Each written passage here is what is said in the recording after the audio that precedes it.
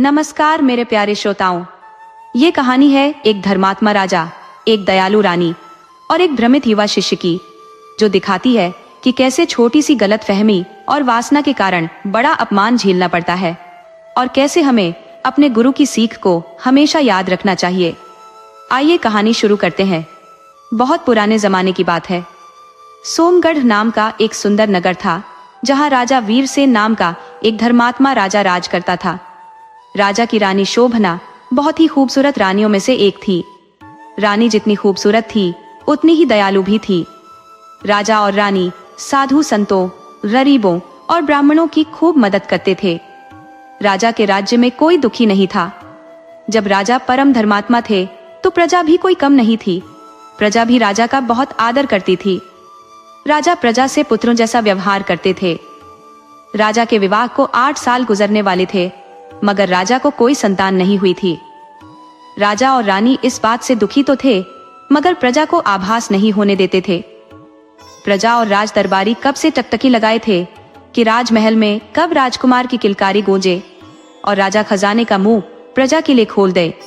राजमहल में महीनों तक उत्सव मनाए जाए, मगर 8 साल गुजर जाने पर प्रजा का भी धैर्य अब जवाब देने लगा था। दबी जुबान से ही लोग दयालु रानी की बुराई करने लगे थे, जबकि रानी परम दयालु थी, प्रजा के लिए जान छिड़कती थी। रानी का एक खास गुप्तचर था, जिसका नाम धूंधू था।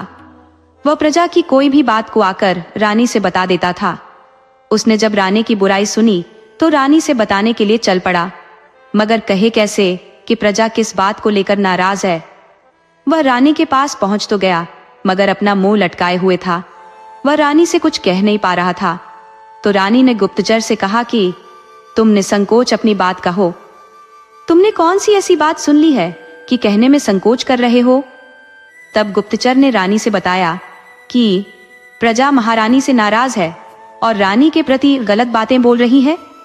रानी बोली कि प्रजा जो कुछ बोल रही है उसे वैसे ही मुझे सुना दो, मुझे प्रजा की बात का जरा भी बुरा नहीं लगेगा। तब गुप्तचर ने रानी को बताया कि प्रजा आपको राज दरबार के लिए कुलक्षणी मान रही है। प्रजा का कहना है कि रानी ने राजा पर कोई जादू कर रखा है। वह खुद तो पुत्र पैदा कर नहीं सकती, राजा को दूसरा विवाह भी नहीं करने देना चाहती। ऐसी रानी इस राज्य का सर्वनाश कर देगी। गुप्तचर ने बताया कि महारानी, आपके विषय में प्रजा का बहुत बुरा ख्याल है, उसे मैं आपके सामने बयां नहीं कर सकता। रानी बोली कि मैं तुम्हारी बात पर पूरी तरह सहमत नहीं हो सकती। मेरे बारे में कुछ बुरे लोगों का ख्याल गलत हो सकता है, मगर पूरी प्रजा मेरे विषय में गलत नहीं सोच सकती। और फिर प्रजा को तो अपने सुख से मतलब है। उन्हें सुख मिल रहा है, मुफ्त में राज दरबार से मदद मिल जा रही है, तो फिर उन्हें किस बात की तकलीफ हो सकती है? उसे राजा के पुत्र पुत्री से क्या मतलब? मैं खुद प्रजा के बीच में जाऊंगी और पता लगाऊंगी कि प्रजा मेरे बारे में क्या सोच रही है। मैं कल प्रजा के बीच जाऊंगी। वैसे भी कल प्रजा के बीच स्त्रियों में वस्त्र वितरण करना है। दूसरे दिन रानी वस्त्र वितरण करने गई। सबसे पहले वह एक गांव में गई तो प्रजा के बीच से आधी स्त्रियां तो आकर वस्त्र ले ली, मगर आधी नहीं आई। हालांकि रानी के सामने किसी स्त्री पुरुष ने कोई ऐसी बात नहीं कही कि रानी को बुरा लगे, बल्कि सभी ने प्रशंसा की, रानी के जयकारे लगाए। हालांकि गांव की आधी स्त्रियों का नहीं आना एक शंका पैदा कर रहा था।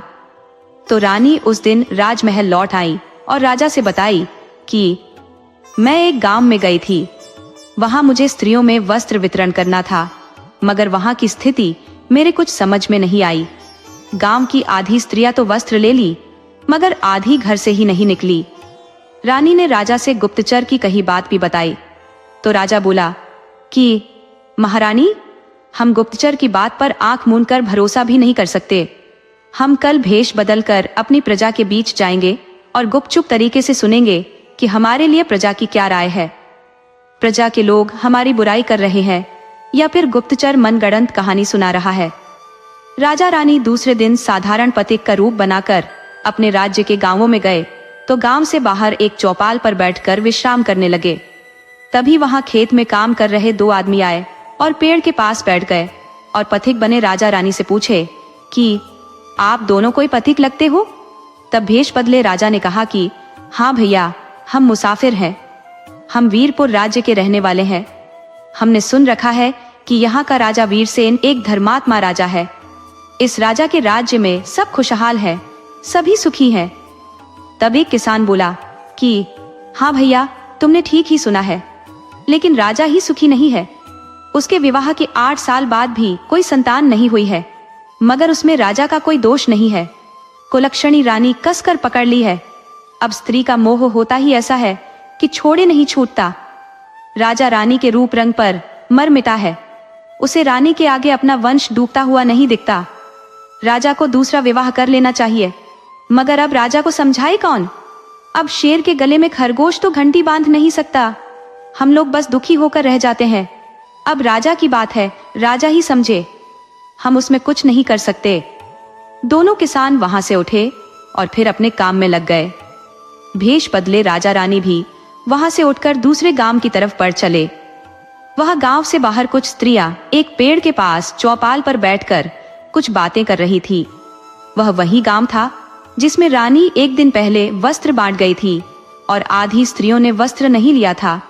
वही वस्त्र न लेने वाली स्त्रियां बात कर रही थी कि उस कुलक्षणी रानी के हाथ से जिन भीखमंगों को वस्त्र लेना था वे ले लिए, मगर हम सब ने नहीं ली।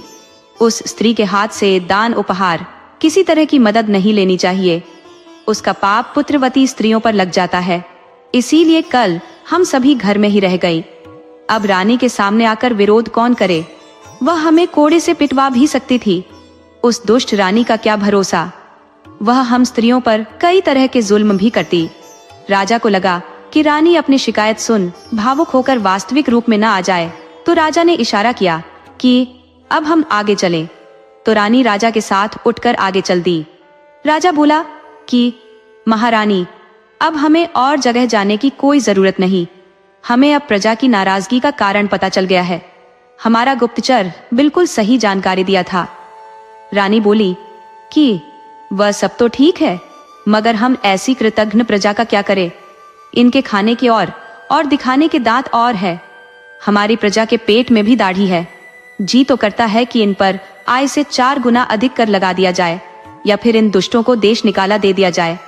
राजा बोला कि महारानी, मैं आपकी नाराजगी समझ रहा हूँ, लेकिन आप शांत मन से सोचो तो प्रजा कुछ भी गलत नहीं सोच रही। रानी बोली कि महाराज, तो क्या मैं आपकी नजर में भी कुलक्षणी हूँ? राजा बोला कि रानी, तुम बात तो समझती नहीं। यही तो एक स्त्री और एक पुरुष में अंतर है। स्त्री आधी बात सुनकर आधे अपने मन से सोच लेती है, जो निरर्थक और बेकार की बात होती है, जबकि पुरुष पूरी बात सुनता है, उसके बाद उसका अर्थ निकालता है। इस वक्त हमारी प्रजा क्या चाह रही है, उस पर गौर करना है। हमें अब एक राजकुमार या राजकुमारी की जरूरत है। अगर हमारे महल में कोई भी संतान आ जाती है, तो फिर कोई प्रजा के बीच से आवाज नहीं उठेगी। प्रजा खुशियों से झूम उठेगी। जो रानी प्रजा को कुलक्षणी लग रही है, वह लक्ष्मी नजर आने लगेगी। बस इसमें हम दोनों को ही प्रयत्न करने हैं। हम कल चलते हैं अपने राज्य की सीमा पर, अपने राज्य के जंगल वनगढ़ के जंगल में। वहां एक महात्मा जी रहते हैं। वह एक पहुंचे हुए महात्मा है। हम उनके सामने अपनी समस्या सुनाएंगे तो महात्मा जी जरूर हम पर प्रसन्न हो जाएंगे और पुत्र या पुत्री होने का आशीर्वाद प्रदान कर देंगे। रानी राजा की बात सुन खुश हुई और दूसरे दिन ही राजा रानी वनगढ़ के जंगल में महात्मा से मिलने के लिए निकल पड़े। जंगल में जाने के बाद महात्मा मिल गए, मगर वह तो तपस्या में लीन थे। हालांकि रोज दोपहर में 1 घंटा के लिए तपस्या से बाहर आते थे और दुखी लोगों के सुख दुख सुनते थे और उसे यथासंभव हल भी करते थे। बीमार को इलाज तथा पुत्रहीन को पुत्र प्रदान करते थे। राजा महात्मा के पास बैठकर उनके ध्यान से बाहर आने की प्रतीक्षा करते रहे। कोई 2 घंटे इंतजार के बाद महात्मा ध्यान से बाहर आए तो अपने पास राज्य के राजा को देखकर पहले राजा की ही समस्या सुने। राजा ने बताया कि हमें कोई संतान नहीं हुई है, जबकि हम 8 साल से विवाहित हैं। महात्मा कुछ देर ध्यान में रहे, फिर आंख खोले और राजा से बताए कि राजन, आपको इस रानी से कोई संतान का योग नहीं है। अगर मैं आपकी रानी को कोई आशीर्वाद दे देता हूँ, तब भी रानी को बहुत मुश्किल हो जाएगी और फिर इस रानी की संतान कोई भली नहीं होगी। मनुष्य अपनी गलतियों को सिर्फ एक जन्म में नहीं, वह कई जन्मों में भोगता है। रानी के पिछले जन्म के दुष्प्रभाव अभी कम नहीं हुए हैं, इसलिए मैं सलाह दूंगा कि राजन, तुम अपना एक और विवाह कर लो। तुम्हें बहुत सुंदर तेजस्वी राजकुमार की प्राप्ति होगी। तुम राजा हो, एक और विवाह से संकोच मत करो। राजा ने रानी की तरफ देखा, शायद उससे दूसरे विवाह की सहमति चाहता था, मगर रानी ने राजा को गुस्से से देखा तो समझ गया कि रानी दूसरा विवाह से सहमत नहीं है। कोई भी स्त्री अपने लिए सौतन नहीं चाहती। राजा महात्मा से बोला कि नहीं महात्मन, मुझे दूसरा विवाह नहीं करना। मुझे इसी रानी के साथ जीना या मरना है। मैंने रानी के साथ 7 जन्मों तक साथ निभाने की कसम खाई थी, मगर 8 साल में ही रानी की अनदेखी नहीं कर सकता। आप चाहोगे तो मेरी यह रानी ही पुत्रों की माता बन जाएगी। अगर रानी ने पिछले जन्म में कोई पुण्य का काम नहीं किया है तो आप मेरे पुण्य को रानी को दे दीजिए। पत्नी वैसे भी पति के हर चीज की भागीदार होती है। महात्मा बोले कि राजन, मेरी बात समझने का प्रयास करो। पुण्य और पाप यह खुद के होते हैं। जैसे जीवन और मृत्यु सबकी अलग अलग होती है, वैसे ही पुण्य और पाप सबके अलग अलग होते हैं। उसमें कोई साझेदार नहीं होता। पति और पत्नी दोनों को अपने कर्म अलग अलग भोगने पड़ते हैं। राजा बोला कि महात्मा जी, आप चाहो तो विधि के विधान में फेरबदल कर सकते हो। आप रानी को पुत्र नहीं दे सकते तो एक पुत्री ही दे दीजिए। मुझे यहाँ से खाली मत लौटा आइए। महात्मा बोले कि राजन, मैं तुम्हें बार बार समझा रहा हूँ, मगर तुम समझ ही नहीं रहे। मूर्खता पर मूर्खता किए जा रहे हो। तो लो, मैं तुम्हारी रानी को आशीर्वाद देता हूँ कि रानी को एक सुंदर तेज पुत्री होगी, लेकिन उसमें कुछ अवगुण होंगे। तुम बाद में समझ जाओगे। हाँ, एक बात और, रानी अपनी पुत्री का मुख केवल 7 बार ही देख पाएगी। इतना कह फिर महात्मा ध्यान में चले गए। राजा महात्मा से फिर कुछ कह नहीं पाया। वह रानी के साथ महल लौट आया, मगर उसके समझ में नहीं आ रहा था कि रानी केवल 7 बार ही कैसे पुत्री का मुख देखेगी। रानी तो एक दिन में 1000 बार अपनी पुत्री को देख लेगी, तो इसका मतलब बहुत बड़ा अनर्थ हो जाएगा। रानी मर जाएगी। राजा को बहुत बड़ी चिंता हुई, तो वह अपने राजगुरु से सारी बात बताए। तो राजगुरु बोले कि राजन, यह तो बहुत खतरनाक श्राप है। रानी अपनी पुत्री का मुख देखते ही मर जाएगी। महात्मा ने कोई वरदान नहीं दिया है। रानी पुत्री के जन्म पर ही मर जाएगी। कौन स्त्री होगी कि पुत्र पुत्री को जन्म दे और उसका मुख न देखे? वह बार बार देखेगी तो रानी का मरना निश्चित है। अब एक उपाय है कि पुत्री के जन्म लेते ही रानी से दूर कर दिया जाए। रानी कभी अपनी पुत्री से मिले ही नहीं। राजा बोला कि यही उपाय सही है। हम प्रयास करेंगे कि रानी जब पुत्री को जन्म दे तो उसे रानी से दूर पलने के लिए भेज दिया जाए। राजगुरु ने भी जब राजा के फैसले से सहमति जताई तो राजा प्रसन्न हुआ। अरे, रानी कोई पुत्र को जन्म नहीं देने जा रही, वह राजकुमारी को जन्म देगी, और बेटी तो ऐसे ही पराई धन होती है। हम उसे रानी से दूर रखेंगे। इस तरह रानी बांझ कहलाने से बच जाएगी। प्रजा रानी का आदर करेगी। इस तरह राजा ने रानी के साथ गृहस्थी का प्लान बनाया। रानी जल्दी ही राजा को खुशखबरी दी तो राजा खुश हुआ। वह पिता बन जाने के नाम पर काफी खुश था। समय गुजरा तो वह दिन भी नजदीक आ गया जब रानी माँ बनने वाली थी। राजा ने दाई माँ को बताया, रानी जब पुत्री को जन्म देगी तो रानी से पुत्री को उसी वक्त दूर कर देना है। रानी फिर अपनी बच्ची को देख न पाए। दाई ने भी राजा को आश्वासन दे दी कि अवश्य ही वह राजा की आज्ञा का पालन करेगी, मगर होनी को तो कुछ और मंजूर था। रानी के प्रसव के वक्त दाई की नींद लग गई। रानी ने बड़ी आराम से पुत्री को जन्म दे दिया। रानी बहुत सुंदर पुत्री का मुख देख सारे कष्ट भूल गई थी। अब उसे प्रजा के लोग कुलक्षणी नहीं कहेंगे। इस ख्याल से वह बार बार पुत्री का मुख देखे जा रही थी। वह 7 बार क्या, बेटी का मुख 100 बार देख गई। यह महात्मा का श्राप लगना था। रानी को गहरी नींद आ गई और वह हमेशा के लिए सो गई। उधर जोर जोर से बच्ची रोने लगी तो दाई की नींद खुल गई। वह सोची कि चलो अच्छा हुआ जो रानी अपनी पुत्री को नहीं देख पाई है। वह बच्ची को तुरंत घर से बाहर कर दी तथा रानी को देखने गई, मगर अब रानी थी कहाँ? वह तो दुनिया छोड़ चुकी थी। खबर राजा को गई तो बदहवास भागा हुआ आया। दाई ने बताया कि रानी तो बच्ची का मुख देखी नहीं, फिर भी मर गई है। सबने दाई की बात पर विश्वास किया और महात्मा पर ही अविश्वास किया कि महात्मा ने ही झूठ बोल दिया था। रानी को तो पुत्री के जन्म लेते ही मर जाना था। राजा रानी के मरने पर बहुत दुखी हुआ। वैसे ही राजा का विवाह 30 साल पर हुआ था। अब तो वह 40 के पास था, मगर एक बात का संतोष था कि राजा है, उसका विवाह तो एक दिन में हो जाएगा। राजा रानी के शोक में थोड़ा व्याकुल हुआ तो मंत्री और दरबारी ने फैसला लिया कि राजा का तत्काल विवाह करा दिया जाए। तो मंत्री ने पड़ोस के राजा रघुराज के यहाँ संदेशा भिजवाया कि वह अपनी राजकुमारी पद्मा का विवाह राजा वीरसेन से कर दे। राजा रघुराज ने जब यह संदेशा सुना तो खुश होने के बजाय भड़क उठा। वह बोला कि वीरसेन हमारे साथ गुरुकुल में पढ़ा है, हमारी और उसकी उम्र बराबर है, फिर वह हमारी बेटी से विवाह के विषय में सोच कैसे सकता है। संदेशवाहक ने राजा रघुराज को समझाने की बहुत कोशिश की कि राजाओं की उम्र नहीं देखी जाती, उसका राज्य देखा जाता है, उसका पराक्रम देखा जाता है। राज्य उत्थान पर है या पतन पर। इस वक्त राजा वीरसेन पराक्रमी राजा है, उसका मुकाबला कोई भी राजा नहीं कर सकता। आप उसके प्रस्ताव को मत ठुकराइए। मगर राजा रघुराज ने दूत को डांटकर वापस भेज दिया। संदेशवाहक निराश हो सोमगढ़ वापस आ गया तथा राजा वीरसेन को बताया कि राजा ने हमारा प्रस्ताव स्वीकार नहीं किया, वह अपनी राजकुमारी का विवाह उसके हमउम्र राजकुमार से ही करेगा। उधर राजा रघुराज पर एक उत्तर के पड़ोसी राजा क्रूरसेन की बुरी नजर थी। वह रघुराज के राज्य और राजकुमारी पद्मा दोनों को कब्जे में लेना चाहता था।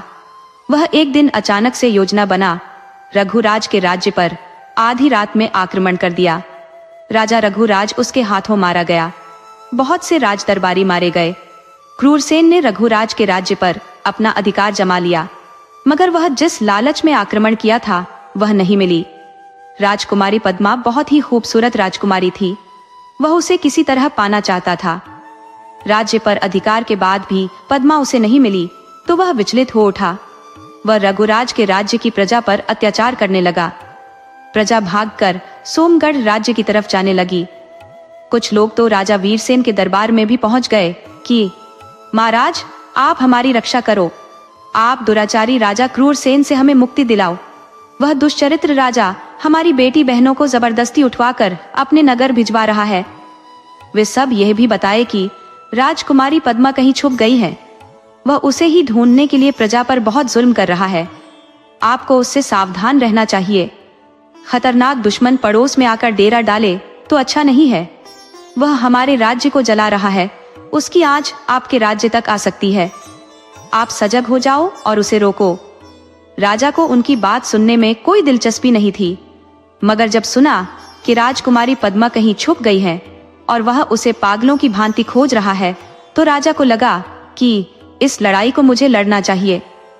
हो सकता है मुझे पद्मा मिल जाए, उसका राज्य मिल जाए, क्योंकि वह रघुराज की इकलौती संतान उस राज्य की अकेली वारिस है।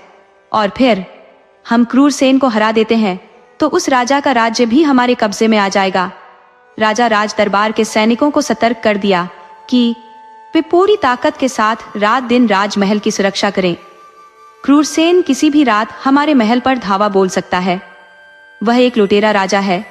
वह सामने से कभी युद्ध नहीं लड़ सकता, मगर धोखे से वह राज दरबार पर भी कब्जा कर सकता है। इसलिए सतर्क रहना है। राजा अपने विशेष सैनिकों को आदेश दिया कि हम आज आधी रात में अपने राज्य की सीमा के सुरक्षा प्रहरियों की समीक्षा करने निकलेंगे। उनकी जांच करेंगे कि वे पूरी मुस्तैदी से पहरा दे रहे हैं या कुछ ले देकर किसी को भी सीमा में प्रवेश करा दे रहे हैं। राजा अपने महल के गुप्त दरवाजे से आधी रात को निकला तो देखा कि 10 नकाबपोश महल के गुप्त दरवाजे की तरफ बढ़े चले आ रहे हैं। राजा वीरसेन ने सैनिकों को आदेश दिया कि इन चोरों को बंदी बना लिया जाए। सैनिकों ने बिना देर किए उन चोरों को बंदी बना लिया, मगर सभी हैरान रह गए। ये तो डाकू राजा क्रूरसेन था। राजा वीरसेन बिना कोई युद्ध लड़े उसे बंदी बना लिया था। राजा थोड़ी लापरवाही दिखाता तो वह खुद भी पराजित हो सकता था और डाकू सोमगढ़ पर कब्जा कर लेता, मगर पासा पलट गया था। राजा ने रघुराज और क्रूरसेन के राज्य को बिना लड़े ही जीत लिया था। वह क्रूरसेन का हाथ पैर तुड़वाकर काल कोठरी में मरने के लिए छोड़ दिया था। दूसरे दिन मंत्री ने ऐलान कर दिया कि क्रूरसेन बंदी बना लिया गया है, इसलिए उसकी सेना हथियार डाल दे और अपने अपने घरों को लौट जाए। आज्ञा का पालन नहीं करने वाले को मृत्युदंड दिया जा सकता है। उसके सैनिकों को तो पहले ही पता चल गया था, तो वे सभी भाग गए। दोनों राज्यों पर राजा वीरसेन का अधिकार हो गया। उसका दोनों राज्यों पर अधिकार हुए भी 1 माह बीत गए, मगर राजकुमारी पद्मा का कोई अता पता नहीं चला। राजा वीरसेन ने मान लिया कि उसकी मृत्यु हो चुकी है। वह खुद ही क्रूरसेन की चंगुल से बचने के लिए जान दे दी है। वैसे राजा को अपने खुद की बात पर भी भरोसा नहीं हो रहा था, तो वह कई गुप्तचर लगा दिए कि वे राजकुमारी पद्मा की खोज करें। अगर वह मर गई है तब भी उसके बारे में जानकारी दे। गुप्तचर सैनिक महीनों तक राजकुमारी के विषय में पता लगाते रहे, मगर उन्हें राजकुमारी पद्मा कहीं नहीं मिली। तो सभी बारी बारी लौट आए और राजा से बताए कि राजकुमारी का कोई सुराग नहीं मिला है। शायद राजकुमारी को कोई जंगली जानवर खा गया है, तभी तो उसका सुराग नहीं मिल पाया है। राजा को विश्वास नहीं हो पा रहा था, मगर अब सच्चाई तो सामने थी। राजा खुद भी कई बार पता लगा चुका था, मगर उसे भी निराशा हाथ लगी थी। इस तरह दिन गुजरने लगे कि एक दिन एक स्त्री राजा के दरबार में पधारी। वह राजा से दरबार में काम मांगने आई थी, तो राजा ने अपनी नन्ही सी राजकुमारी के देखरेख के लिए उसे रख लिया। वह राजकुमारी की देखभाल करने लगी। राजा ने अपनी राजकुमारी का कमरा अपने शयन कक्ष के बगल में रखा था। राजा की अपनी एक दासी थी जो बीमार हो गई थी। वह राजा की विश्वसनीय थी। राजा उसके अलावा किसी को अपनी दासी नहीं रखा था। जब वह बीमार पड़ गई थी तो राजा सोचा कि जब हमारी दासी ठीक होकर वापस नहीं आ जाती, तब तक हम अपनी राजकुमारी की दासी को ही अपनी सेवा में रख लेते हैं। वह हमें भोजन भी खिला दिया करेगी। राजा ने उस दासी को आदेश दिया कि हमारी दासी के आने तक तुम्हें मेरा भी ख्याल रखना होगा। तब दासी बोली कि महाराज, मुझे कोई ऐतराज नहीं है, मगर राजकुमारी की सेवा करते वक्त फिर आपकी सेवा में मैं बहुत साफ सफाई नहीं रख पाऊंगी। बच्ची नन्ही सी है, उसका विशेष ध्यान रखना पड़ता है। राजा बोला कि उसी में से थोड़ा समय निकाल लो, बल्कि राजकुमारी के लिए एक और सहयोगी रख लो। मुझे न जाने क्यों तुम पर बहुत विश्वास हो गया है, इसलिए ऐसा कह रहा हूं। हम राजा लोग किसी को भी अपना दासी नहीं रख लेते। हो सकता है वह हमारे दुश्मन से मिली हो तो हमारा बहुत नुकसान कर सकती है। तुम मुझे अपनी सी लगती हो, इसलिए यह जिम्मेदारी सौंप रहा हूं। दासी बोली कि ठीक है महाराज, जैसी आपकी आज्ञा, मैं आपकी सेवा के लिए ही तो यहाँ आई हूँ। दासी राजा को खाना खिलाने लगी, मगर वह हमेशा अपने मुख को ढक कर रखती थी, तो राजा उसका चेहरा देखने के लिए कोई उतावला नहीं था। वो सोचता कि शर्मीली है, मजबूरी में नौकरी ढूंढने आ गई है। उधर राजा से सलाह लेने राजा का मंत्री आया कि महाराज, आप आज्ञा दो तो मैं पूरी गढ़ की राजकुमारी से आपके विवाह का प्रस्ताव भेजूं। राजा बोला कि ठीक है, हम कल इस पर विचार करेंगे। अब विवाह तो मुझे हर हाल में करना है। पहले तो मैं इंतजार में था कि राजकुमारी पद्मा मिल जाती है तो उनका राज्य वापस कर दूंगा, फिर उनके पास विवाह का प्रस्ताव रखूंगा। स्वीकार कर लेती है तो ठीक, वरना फिर हम कोई दूसरी देखेंगे। मगर मुझे लगता है कि वह अब जिंदा नहीं है। कल हम गुरुदेव से सलाह लेकर पूरी गढ़ में अपना दूत भेजेंगे। राजा और मंत्री अभी बात कर रहे थे कि एक गुप्तचर राजा के शयन कक्ष में आ गया। वह राजा से बोला कि महाराज, यहाँ आने के लिए मुझे क्षमा करें, मगर ऐसी जरूरी सूचना थी कि मुझे आना पड़ा।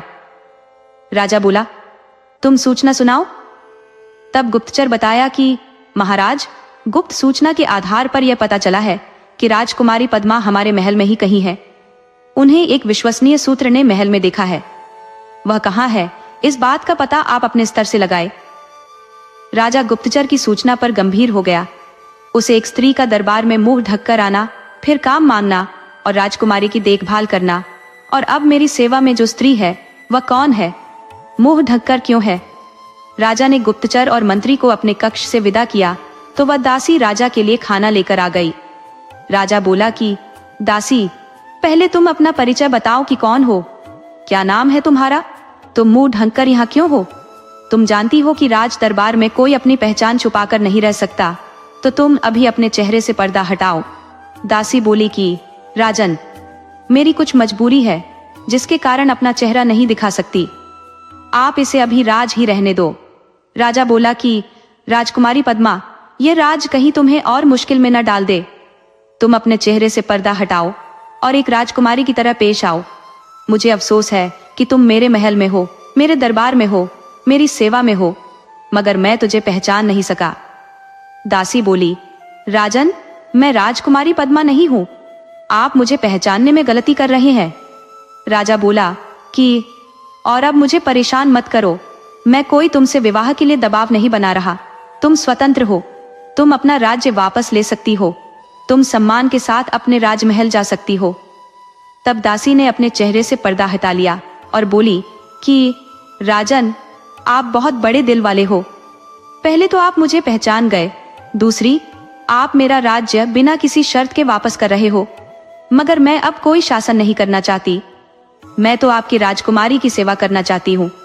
आप मुझे अपने दरबार में, अपने रनिवास में जगह देते हैं तो मुझे खुशी होगी। राजकुमारी पद्मा ने राजा को विवाह के लिए सहमति दे दी तो राजा ने भी कोई देरी नहीं किया। इस तरह वह राजा की रानी बनकर सोमगढ़ के राज दरबार में रहने लगी।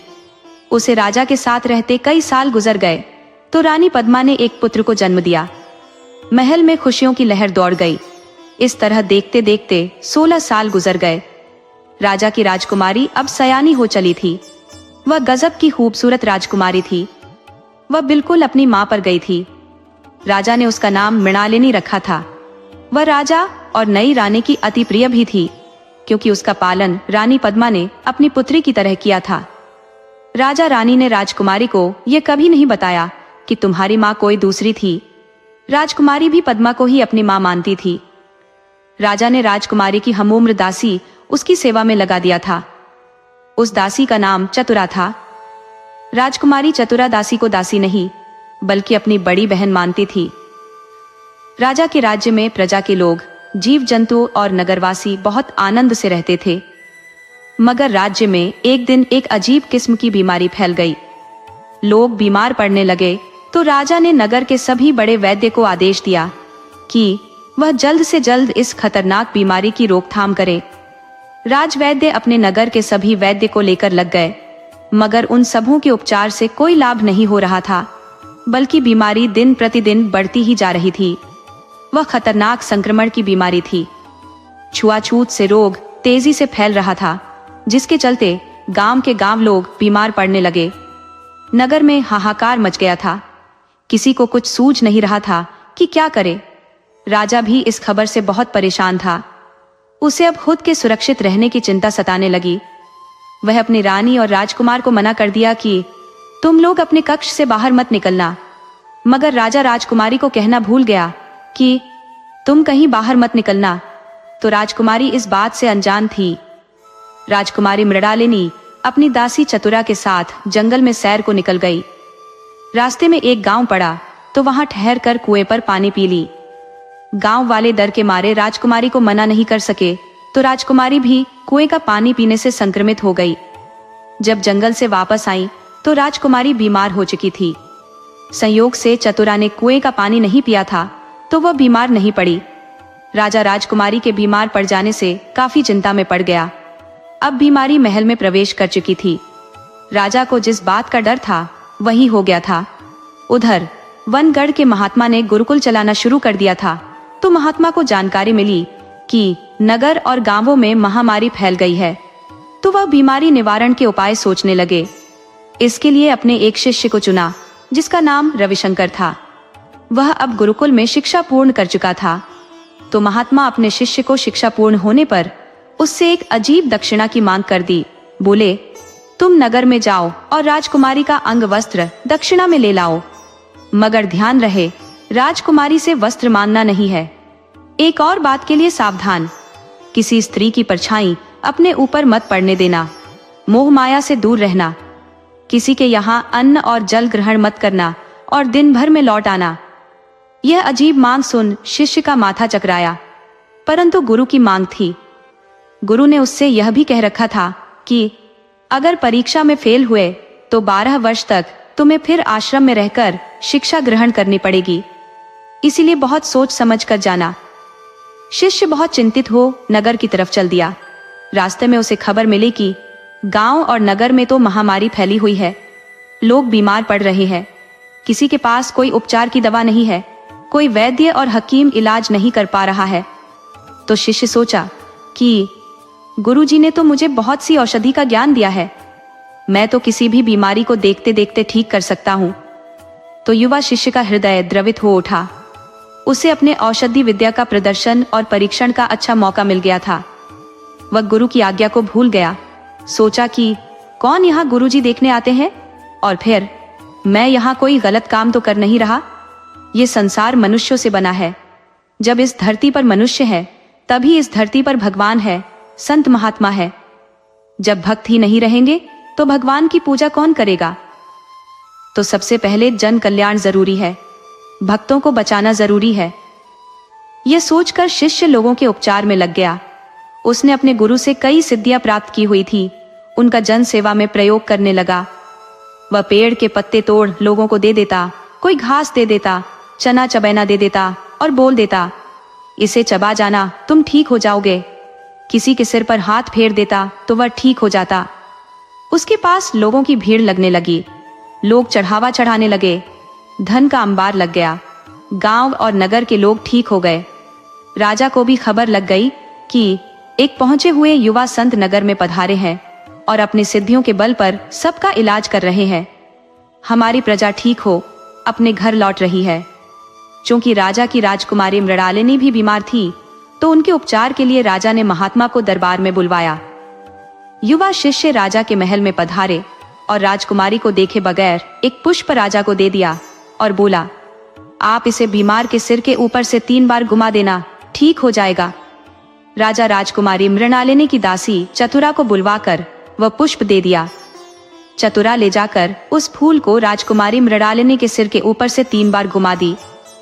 वह कुछ ही देर में ठीक हो बैठ गई। ऐसा चमत्कार राजकुमारी मृणालिनी या उसकी दासी चतुरा ने कभी नहीं देखा था, न सुना था। वह युवा शिष्य से बहुत प्रभावित हुई। वह उस महात्मा के शिष्य को तो देखी नहीं थी, तो उनके बारे में चतुरा से पूछ बैठी। चतुरा ने जब युवा शिष्य के रूप रंग मांसल शरीर की वर्णन राजकुमारी से की, तो राजकुमारी युवा सन्यासी से मिलने के लिए मचल उठी। वह एक मदमस्त और स्वच्छंद राजकुमारी थी। वह प्रेम की विरह वेदना से परेशान रहती थी। उधर राजा उनके विवाह के विषय में कुछ सोच ही नहीं रहा था। राजकुमारी जब सन्यासी की वर्णन सुनी तो वह किसी भी तरह एक बार उसे देख लेना चाहती थी।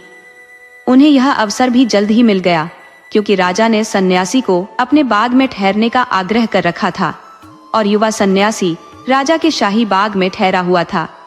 बाग में एक तालाब था जिसमें रानी, राजा की राजकुमारी मृणालिनी और चतुरा स्नान करती थी।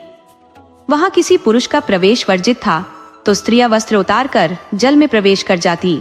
हालांकि राजकुमारी के पास कोई वस्त्रों की कमी नहीं थी, फिर भी वह अपना अंग वस्त्र उतार तालाब के किनारे रख देती, फिर नंगी स्नान करती, फिर जल से बाहर निकलकर नया वस्त्र पहनती और वापस महल चली आती। उनके पुराने वस्त्र वहीं रह जाते, तो दोपहर में राजा की धोबिन आती और उन पुराने वस्त्रों को धोने के लिए ले जाती। उस वक्त राजकुमारी मृणालिनी दासी चतुरा के साथ तालाब में स्नान करने गई थी। राजकुमारी रोज निश्चिंत होकर जाती थी। उन्हें अंदाजा नहीं था कि यहाँ कोई पुरुष भी हो सकता है। वह अपने कपड़े उतार तालाब में प्रवेश कर गई। उस वक्त युवा सन्यासी तालाब के पास टहल रहा था, मगर राजकुमारी ने उसे नहीं देखा था। उसे आभास नहीं हुआ कि तालाब के पास कोई पुरुष भी है। वह कपड़े उतार तालाब में प्रवेश कर गई। सन्यासी यह देख रहा था। उसने कभी स्त्री को गौर से देखा ही नहीं था, और आज तो बिल्कुल नंगी स्त्री उसने देख ली, वह भी इस राज्य की राजकुमारी को। वह इतनी सुंदर थी कि उसके आगे अप्सराएं भी फेल थी। सन्यासी के मन में वासना जाग उठी। वह राजकुमारी को पाने के लिए सिद्धियों का प्रयोग करना चाहा। वह मोहिनी मंत्र से राजकुमारी को वश में कर लेना चाहता था। तभी उसे गुरु की बात याद आई, स्त्री की परछाई से दूर रहना, अपनी सिद्धियों का दुरुपयोग मत करना, अपने स्वार्थ के लिए तो बिल्कुल नहीं। वह तुरंत वहां से उस स्थान पर चला गया जहां वह ठहरा हुआ था। भले ही राजकुमारी मृणालिनी ने सन्यासी को नहीं देखा था, परंतु दासी चतुरा उस वक्त एक पेड़ पर चढ़कर फल तोड़ रही थी। वह सन्यासी को देख लिया कि सन्यासी राजकुमारी को नंगी देख लिया है। जब राजकुमारी स्नान कर अपना वस्त्र पहन तैयार होकर दासी चतुरा से बोली, चलो सन्यासी से मिल लेते हैं। तब चतुरा ने बताया कि राजकुमारी, तुम्हें इस वक्त सन्यासी से नहीं मिलना चाहिए, क्योंकि वह तुम्हें स्नान करते बिना कपड़े के देख लिया है। वह आंख बंद कर पश्चाताप करता हुआ यहाँ से चला गया है, परंतु पुनः तुम्हें सामने देख उसके मन में वासना जाग उठे और वह पथभ्रष्ट हो जाए। हमें उससे दूर ही रहना चाहिए। राजकुमारी बोली, चलो दूर से ही देखकर हम चले जाएंगे। दोनों सन्यासी को दूर से देखने गई थी, परंतु सन्यासी को देखकर राजकुमारी अपने आप को रोक न सकी। वह सन्यासी के बहुत पास चली गई। जब दोनों की नजर मिली तो एक दूसरे को देखते रह गए। न तो राजकुमारी ने वैसा पुरुष देखा था, न सन्यासी ने वैसी नारी। चतुरा का जिस बात का डर था वही हुआ। दोनों एक दूसरे पर मोहित हो गए। सन्यासी सुध बुध खो बैठा। इधर राजकुमारी भी। चतुरा ने दोनों को टोका। वह सन्यासी से बोली, बाबा, आप सन्यासी हो, इस तरह राजकुमारी को क्यों देख रहे हो? परंतु सन्यासी पर इस बात का कोई असर नहीं हुआ और न राजकुमारी पर। वह लगभग खींचती हुई राजकुमारी को लेकर अपने साथ महल चली गई। चतुरा राजकुमारी मृणालिनी से बोली, तुम्हें इश्क विश्क के चक्कर से दूर रहना चाहिए। तुम जानती हो, तुम्हारी शादी बचपन में ही हो चुकी है, सिर्फ तेरा गौना होना बाकी है। तुम किसी राजकुमार की पत्नी हो, किसी विवाहिता स्त्री के कदम बहकना अच्छी बात नहीं। राजकुमारी बोली कि दासी, तुम यह क्या बकवास कर रही हो? मेरा विवाह हुआ हो और मुझे नहीं पता। मैं तो समझ रही हूं कि मेरे पिता मेरा विवाह करना ही नहीं चाहते। चतुरा बोली कि जिसका विवाह हो जाता है उसका दोबारा नहीं किया जाता। जब तुम 1 साल की थी तो रानी माँ ने तुम्हारा विवाह मेघपुर के राजा भागीरथ के पुत्र विजय से करा दिया था। अब राजकुमार विजय तुम्हें कभी भी आकर ले जा सकते हैं। राजकुमारी बोली कि यहाँ अब एक दिन रहा नहीं जाता और तुम बात की बात करती हो। तुम मेरी प्रिय सहेली हो, मेरी एक बार मदद कर दो।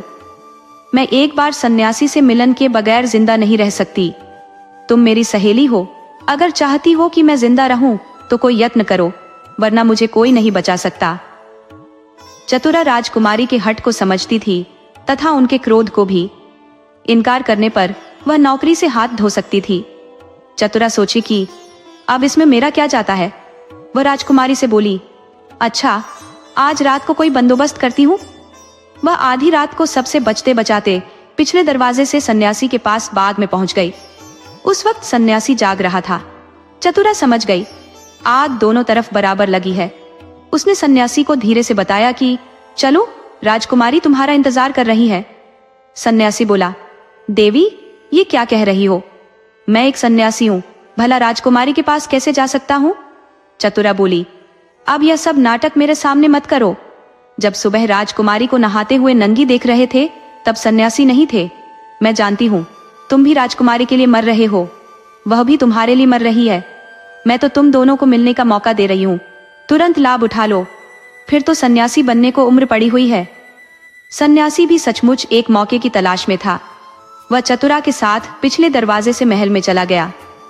जब वह राजकुमारी के कमरे में जा रहा था तभी एक राजा के सैनिक ने देख लिया कि कोई एक आदमी राजकुमारी के कमरे में घुस गया है। अभी सन्यासी और राजकुमारी प्रेम बातें भी नहीं कर पाए थे कि सैनिक ने शोर मचा दिया कि राजकुमारी के कमरे में चोर घुस गया है। अब क्या था, सैकड़ों सैनिकों ने राजकुमारी के कमरे को घेर लिया। अब राजकुमारी बहुत डर गई। अगर सन्यासी को बचाती है तो उनकी इज्जत जाती है। हो सकता है राजा उन्हें मृत्यु दंड दे दे, या यह खबर फैल जाएगी कि राजकुमारी बच्चलन है तो फिर मेरे ससुराल वाले या मेरा पति मुझे त्याग देगा। मैं तो कहीं की नहीं रहूंगी, और सन्यासी मेरा है कौन जो उसकी मोह करूं? सन्यासी को बदनाम कर ही बच सकती हूँ। वह चिल्लाने लगी, मेरे कमरे में चोर है, मेरे कमरे में चोर है। वह अपने कक्ष से बाहर निकल सैनिकों पर झल्लाई, तुम लोग कैसी पहरेदारी करते हो कि मेरे कमरे में चोर घुस आया है? अगर वह मेरी इज्जत पर हाथ डाल देता तो?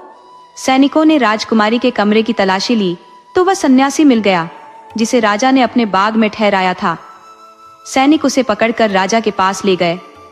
राजा ने देखा कि यह तो वही सन्यासी है जिसे मैंने अपने बाग में ठहराया था। ये चोरी की नियत से नहीं, बद चलने की नियत से राजकुमारी के कमरे में गया था। अगर इसे धन की जरूरत होती तो राजकोष की तरफ गया होता। वह खजाने में चोरी करता तो मैं खुद स्वेच्छा से खजाना दे देता, मगर यह तो अलग किस्म का चोर है। राजा ने आदेश दिया कि इसने हमारी प्रजा का बहुत भला किया है, इसलिए हम इसे मृत्युदंड नहीं दे रहे, परंतु इसे दंडित किए बगैर छोड़ेंगे नहीं। किसी स्त्री के कमरे में आधी रात को झांकना भी दुष्कर्म का अपराध माना जाता है। यह तो राजकुमारी के कमरे में घुस गया। इससे पहले कि कोई अनर्थ हो जाता, हमारे सैनिक ने इसे देख लिया। अब हमें इससे पूछने की जरूरत भी नहीं थी। इससे पूछे कि क्यों राजकुमारी के कमरे में गया था। सच है, बिना सोचे समझे किसी को भी आश्रय नहीं देना चाहिए। हम उस सैनिक को पुरस्कृत करेंगे और इस बदमाश का मुंह काला कर गधे पर बिठा जंगल में छोड़वा देंगे। सुबह में सन्यासी को सैनिक गद्दे पर बिठा जंगल में छोड़ आए। सन्यासी सोच रहा था, यह गुरु की बात नहीं मानने का नतीजा है। उसने कहा था कि स्त्री की परछाई से दूर रहना, किसी का दिया कुछ मत खाना और न पानी पीना। मगर मैं नहीं माना। आज अपमानित होना पड़ा, और स्त्री इतनी बड़ी धोखा दे सकती है, आज मैंने जाना। परंतु मेरे गुरु पहले ही जानते थे, तभी तो स्त्रियों से दूर रहने को कहा था। वह मुंह लटकाए गुरु के पास गया। गुरु देखते ही सब माजरा समझ गए। बोले, लूट लिया जवानी का मजा। अरे, तुम जैसों को न तो माया मिलती है न राम मिलते हैं। तुम्हें बहुत आसान काम दिया था कि जाओ राजकुमारी का अंगवस्त्र ले आओ। तुम्हें राजा के बाद में जाना था। राजकुमारी अपना पुराना वस्त्र छोड़ चली जाती है, उसे तुम्हें धोबिन के उठाने से पहले तुम्हें उठा लेना था। पानी तुम किसी भी ताल में पी सकते थे। खाने के लिए पूरा जंगल फलों से लदा पड़ा है, मगर तुम्हें तो माया चाहिए, स्त्री चाहिए, स्वादिष्ट भोजन चाहिए। अब 12 वर्ष तक फिर शिक्षा ग्रहण करो। शिष्य बोला, गुरुजी, मुझे जिंदगी भर शिष्य ही बने रहने दो। अब फिर 12 वर्ष बाद किसी झमेले में नहीं पड़ना चाहता। मैं किसी स्त्री को देखना भी नहीं चाहता कि गलती खुद करे, मगर मुसीबत में पलटी सबसे पहले मार जाए। मैंने स्त्री का असली रूप देख लिया है। महात्मा बोले कि चेला, गनीमत है कि तुम इस युग में हो। आने वाले 2000 साल बाद ऐसा अवसर आएगा कि नागिन स्त्री के रूप में जन्म लेने लगेंगी और वे विवाह से पहले सैकड़ों पुरुष से संपर्क रखेंगी। उस जमाने में एक छोटा सा यंत्र आएगा जो सबके हाथ में होगा। लोग उस यंत्र से कहीं बात कर लेंगे। उस तरह की स्त्री उस यंत्र का खूब प्रयोग करेगी, अच्छे काम के लिए नहीं, सिर्फ गलत काम के लिए। वैसे स्त्री विवाह होते ही पहले अपने पति को दंसने के चक्कर में पड़ जाएगी। वह अपने पिछले प्रेमियों से पति की हत्या करा देगी। पति पत्नी का रिश्ता कलंकित होने लगेगा। नौजवान विवाह के नाम सुनकर थर थर कांपेंगे, और कोई नौजवान यंत्र के लुभावने चक्कर में पड़कर किसी अनजान स्त्री से विवाह कर लेगा तो निश्चित है वह उसे मार खाएगी। मगर चेले, तुम्हें घबराने की जरूरत नहीं है। वह दिन 2000 वर्ष बाद आएगा। तब तक जिन्हें मौज करना है कर ले, फिर तो बकरी शेर का शिकार कर ही लेगी। चेला बोला, गुरुजी, एक बात, मैं कभी विवाह नहीं करूंगा। इस तरह शिष्य गुरु के साथ रहने लगा। एक दिन सपने में उसे उस यंत्र का नाम भी दिख गया कि वह यंत्र मोबाइल कहलाएगा, जो अच्छे लोगों के लिए अच्छा काम करेगा तथा बुरे लोगों के लिए बुरा काम करेगा। ये कहानी हमें सिखाती है कि गुरु के वचनों का उल्लंघन करने का परिणाम हमेशा अपमान और दुख होता है। अपनी वासनाओं पर काबू रखना ही सच्चा तप है, और सेवा करते समय भी अपने लक्ष्य और नियमों को कभी नहीं भूलना चाहिए।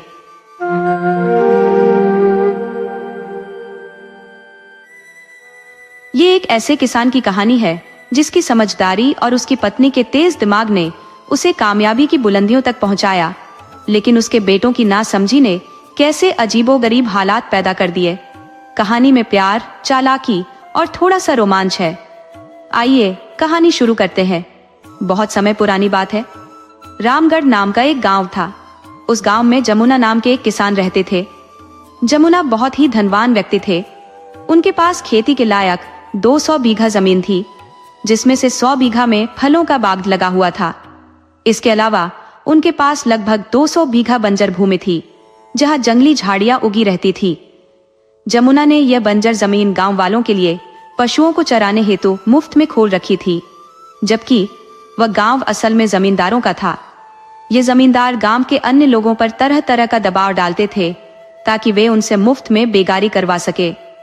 गांव वाले खासकर पशुओं को चराने की जगह को लेकर जमींदारों के दबाव में आ जाते थे। जमुना के पिता भी छोटे जमींदारों में गिने जाते थे और उनके जमाने में तो कोई भी उनकी इजाजत के बिना खेत में कदम भी नहीं रख पाता था। मगर उनके गुजर जाने के बाद जब जमुना ने जमींदारी संभाली तो उन्होंने अपनी वह बंजर जमीन सबके लिए आजाद कर दी। इस उदारता से जमुना को खूब लाभ हुआ। गांव के लोग उनके पक्ष में आ गए, सस्ते दाम पर उनके खेत पट्टे पर लेने लगे, खेती करने लगे, बाग की रखवाली करने लगे और उसमें लगे फल बेचकर जमुना को हिस्सा देने लगे। इस तरह जमुना को बिना कुछ खास किए ही बैठे बिठाए बहुत आय होने लगी। पहले उन्हें खुद खेती करने पर कोई फायदा नहीं होता था और बाग के फल भी खुद से नहीं बेच पाते थे, लेकिन अब उनकी आमदनी कई गुना बढ़ गई थी। मगर यह सब जमुना ने स्वयं नहीं किया था, बल्कि यह उनकी तेज दिमाग पत्नी के सुझाव का नतीजा था। लोग कहते भी हैं कि किसी पुरुष की सफलता में उसकी चतुर पत्नी का सबसे बड़ा योगदान होता है। जमुना ने तो एक समय पर अपना बाग और खेत बेचने का मन बना लिया था, पर पत्नी की सलाह ने उन्हें एक सफल जमींदार बना दिया था। यह देखकर गांव के बड़े जमींदार उनसे जलने लगे थे। वे तो आस लगाए बैठे थे कि जमुना अपनी सारी जमीन कौड़ियों के भाव में बेच देंगे, जिसके बाद वे फिर से गांव के लोगों पर हुकूमत चलाएंगे। अब जमुना के पास उनसे कम जमीन होने पर भी वह बड़े जमींदारों की बराबरी करने लगे थे और सबसे बड़ी बात, गांव वाले उनके साथ थे। जनमत का बोलबाला आज से नहीं बल्कि सदियों से रहा है। गांव के लोग भी जानते थे कि जमुना की बहू की वजह से ही उन्हें काम मिला है और सब कुछ आसान हुआ है। वे उनकी चतुराई का आदर करते थे, इसलिए गांव के पुरुष जमुना के घर के बाहर के काम खुद कर दिया करते थे और गांव की स्त्रियां भी जमुना की पत्नी की मदद कर देती थी। समय बीता और जमुना के घर एक पुत्र का जन्म हुआ। खूब खुशियां मनाई गई। गांव के लोगों ने भी इस उत्सव में बढ़ चढ़कर भाग लिया। जमुना ने अपने बेटे का नाम गजाधर रखा। गजाधर बचपन से ही गांव के गरीब लोगों का दुलारा बन गया। इसके 2 साल बाद ही जमुना की पत्नी ने एक साथ 2 पुत्रों को जन्म दिया। जमुना की खुशी का ठिकाना नहीं रहा। अब उनके घर में 3 पुत्र हो गए थे। उन्होंने उन दोनों बेटों के नाम लाल मोहन और मनमोहन रखे। जुड़वां बच्चों में कुछ मिनट पहले जन्म लेने के कारण लाल मोहन को बड़ा माना जाता था। जमुना ने अपने तीनों बेटों का पालन पोषण करना शुरू किया। वे तीनों ही गांव वालों के लिए भी राजदुलारे थे। समय के साथ तीनों बच्चे बड़े हुए। तीनों भाइयों में गजाधर खुद को सबसे चतुर समझता था, जबकि वह अपने दोनों भाइयों को बेवकूफ मानता था। पुराने संयुक्त परिवारों में अगर 1 या 2 लोग होशियार होते थे तो वे परिवार के बाकी भोले सदस्यों का भी बेड़ा पार लगा देते थे। गजाधर भी कोई बहुत चतुर नहीं था, पर अपने दोनों भाइयों से अधिक समझदार जरूर था। जमुना ने गजाधर को ही पढ़ाया लिखाया। लाल मोहन और मनमोहन तो पढ़ाई के नाम से ही डरते थे, इसलिए वे गुरुकुल तक भी नहीं पहुंच पाए और जमुना ने भी इस तरफ ज्यादा ध्यान नहीं दिया। तीनों के बड़े होने पर जमुना ने सबसे पहले गजाधर का विवाह करा दिया और उसकी पत्नी घर में आ गई। एक दिन जमुना किसी काम से दूसरे गांव गए। वहां से लौटते समय रास्ते में एक नदी पड़ती थी जिस पर कोई नाव नहीं चलती थी। जब जमुना गए थे तब नदी में पानी बहुत कम था, मगर उनके पार जाते ही जोरदार बारिश हुई और नदी भर गई। लौटते समय जमुना नदी के उस पार फंस गए। वह अधिक तैरना भी नहीं जानते थे, इसलिए नदी पार नहीं करना चाहते थे। तभी उन्होंने देखा कि उनके पीछे से आए 2 लोग तैरकर नदी पार कर गए हैं, तो उनका साहस बढ़ गया और वह भी नदी में कूद पड़े। मगर उन्होंने एक बड़ी गलती कर दी। उन्होंने यह ध्यान नहीं दिया कि वे 2 आदमी किस तरह नदी पार करके गए थे। दरअसल उन्होंने खुद को नदी की धार के सहारे छोड़ दिया था और धार ही उन्हें बहाकर दूर दूसरे किनारे ले गई थी। पर जमुना धार से लड़कर सीधे पार जाना चाहते थे। वह ज्यादा देर तक धार के विपरीत दिशा में नहीं तैर पाए, थककर पानी में डूब गए। यह खबर जब गजाधर को मिली तो वह बहुत दुखी हुआ। उसके भाई भी दुखी हुए और गांव के लोग भी। अब परिवार की सारी जिम्मेदारी गजाधर के कंधों पर आ गई। उसने पिता का कार्यभार संभाल लिया, परंतु गजाधर खुद बहुत तेज नहीं था और उसकी पत्नी, वह तो महामूर्ख थी। वह अपनी सास की तरह चतुर नहीं थी, लेकिन नई बहुएं सास की बात सुनती कहाँ है। अगर सास कोई नेक सलाह देती भी तो वह उन्हें ही सलाह देने लगती कि आप तो अब बहुत दुनिया देख चुकी, अब भगवान में मन लगाइए। 2 रोटी खाइए और हरि का गुण गाइए। जमुना की पत्नी गजाधर की माँ ने भी सोचा कि अब बक बक करने से कोई लाभ नहीं होने वाला। बहू ठीक कह रही है और बहू के रास्ते में टान अड़ाने से भी कोई फायदा नहीं। सो वह मौन हो गई और मान लिया कि जो कुछ हो रहा है वह भगवान की मर्जी से हो रहा है। उधर गजाधर की पत्नी ने उसे बहकाया। उसने सलाह दी कि आपके दोनों भाई निठल्ले बैठे रहते हैं, आप उनसे कोई काम लेते नहीं। कल को उनकी शादी हो गई तो वे हमारे लिए सिर दर्द बन जाएंगे। आप उन्हें 10-20 बीघा जमीन पर खेती कराओ, उनसे हल चलवाओ, कुछ भैंस खरीद कर दे दो ताकि वे उन्हें चराते रहें और इसी में उलझे रहें। नई नई पत्नी की बात गजाधर को बहुत अच्छी लगी। सो उसने अपने भाई लाल मोहन और मनमोहन से कहा कि अब तुम दोनों खाली मत बैठो, खेती शुरू करो और पशु भी रखो। दोनों भाइयों ने कहा, ठीक है भैया, आप जो कहेंगे हम वही करेंगे। हम तो कब से चाह रहे थे कि आप हमें कोई काम दे। हमें खुद से कोई काम करना तो आता नहीं है, पर आप जैसा बताओगे हम करते जाएंगे। तब गजाधर बोला, आज तुम लोग खेत की जुताई करने जाओ। इस पर लाल मोहन ने कहा, भैया आप कह रहे हैं कि खेत की जुताई करो, परंतु हमारे पास बैल तो है ही नहीं, हल भी नहीं है, तो फिर हम कैसे हल चलाएंगे?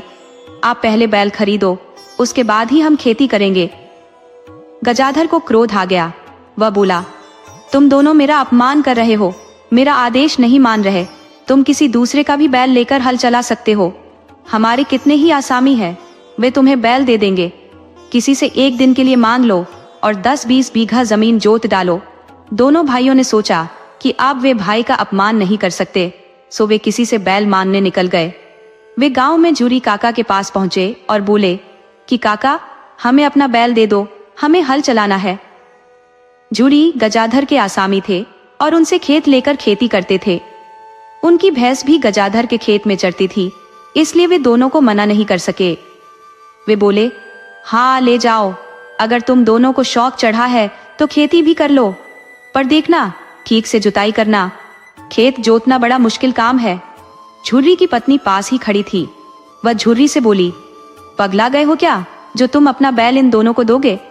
अरे ये बैलों को घायल करके घर ले आएंगे, हल के नोक से बैलों का पैर खराब हो जाएगा। इन्हें हल चलाना नहीं आता तो हल का नोक सीधे बैलों के पैर में जा लगेगा। बैल घायल हो गए तो हमारी खेती चौपट हो जाएगी। झुर्री ने कहा, भाग्यवान, तुम कहती तो ठीक हो, मगर इस बात का ख्याल रखो कि हम इनके आसामी हैं। तब पत्नी बोली, तो खुद अपने से इनका खेत जोत दो, इन दोनों को क्या पड़ी है कि अब खेती करेंगे। तब दोनों भाइयों ने बताया कि भैया का आदेश है कि तुम दोनों खेती करो। झुर्री ने कहा, ठीक है, बैलों को ले जाओ, मगर मेरे बैलों के पैर में चोट नहीं आनी चाहिए। दोनों बैल लेकर खेत पर चले गए।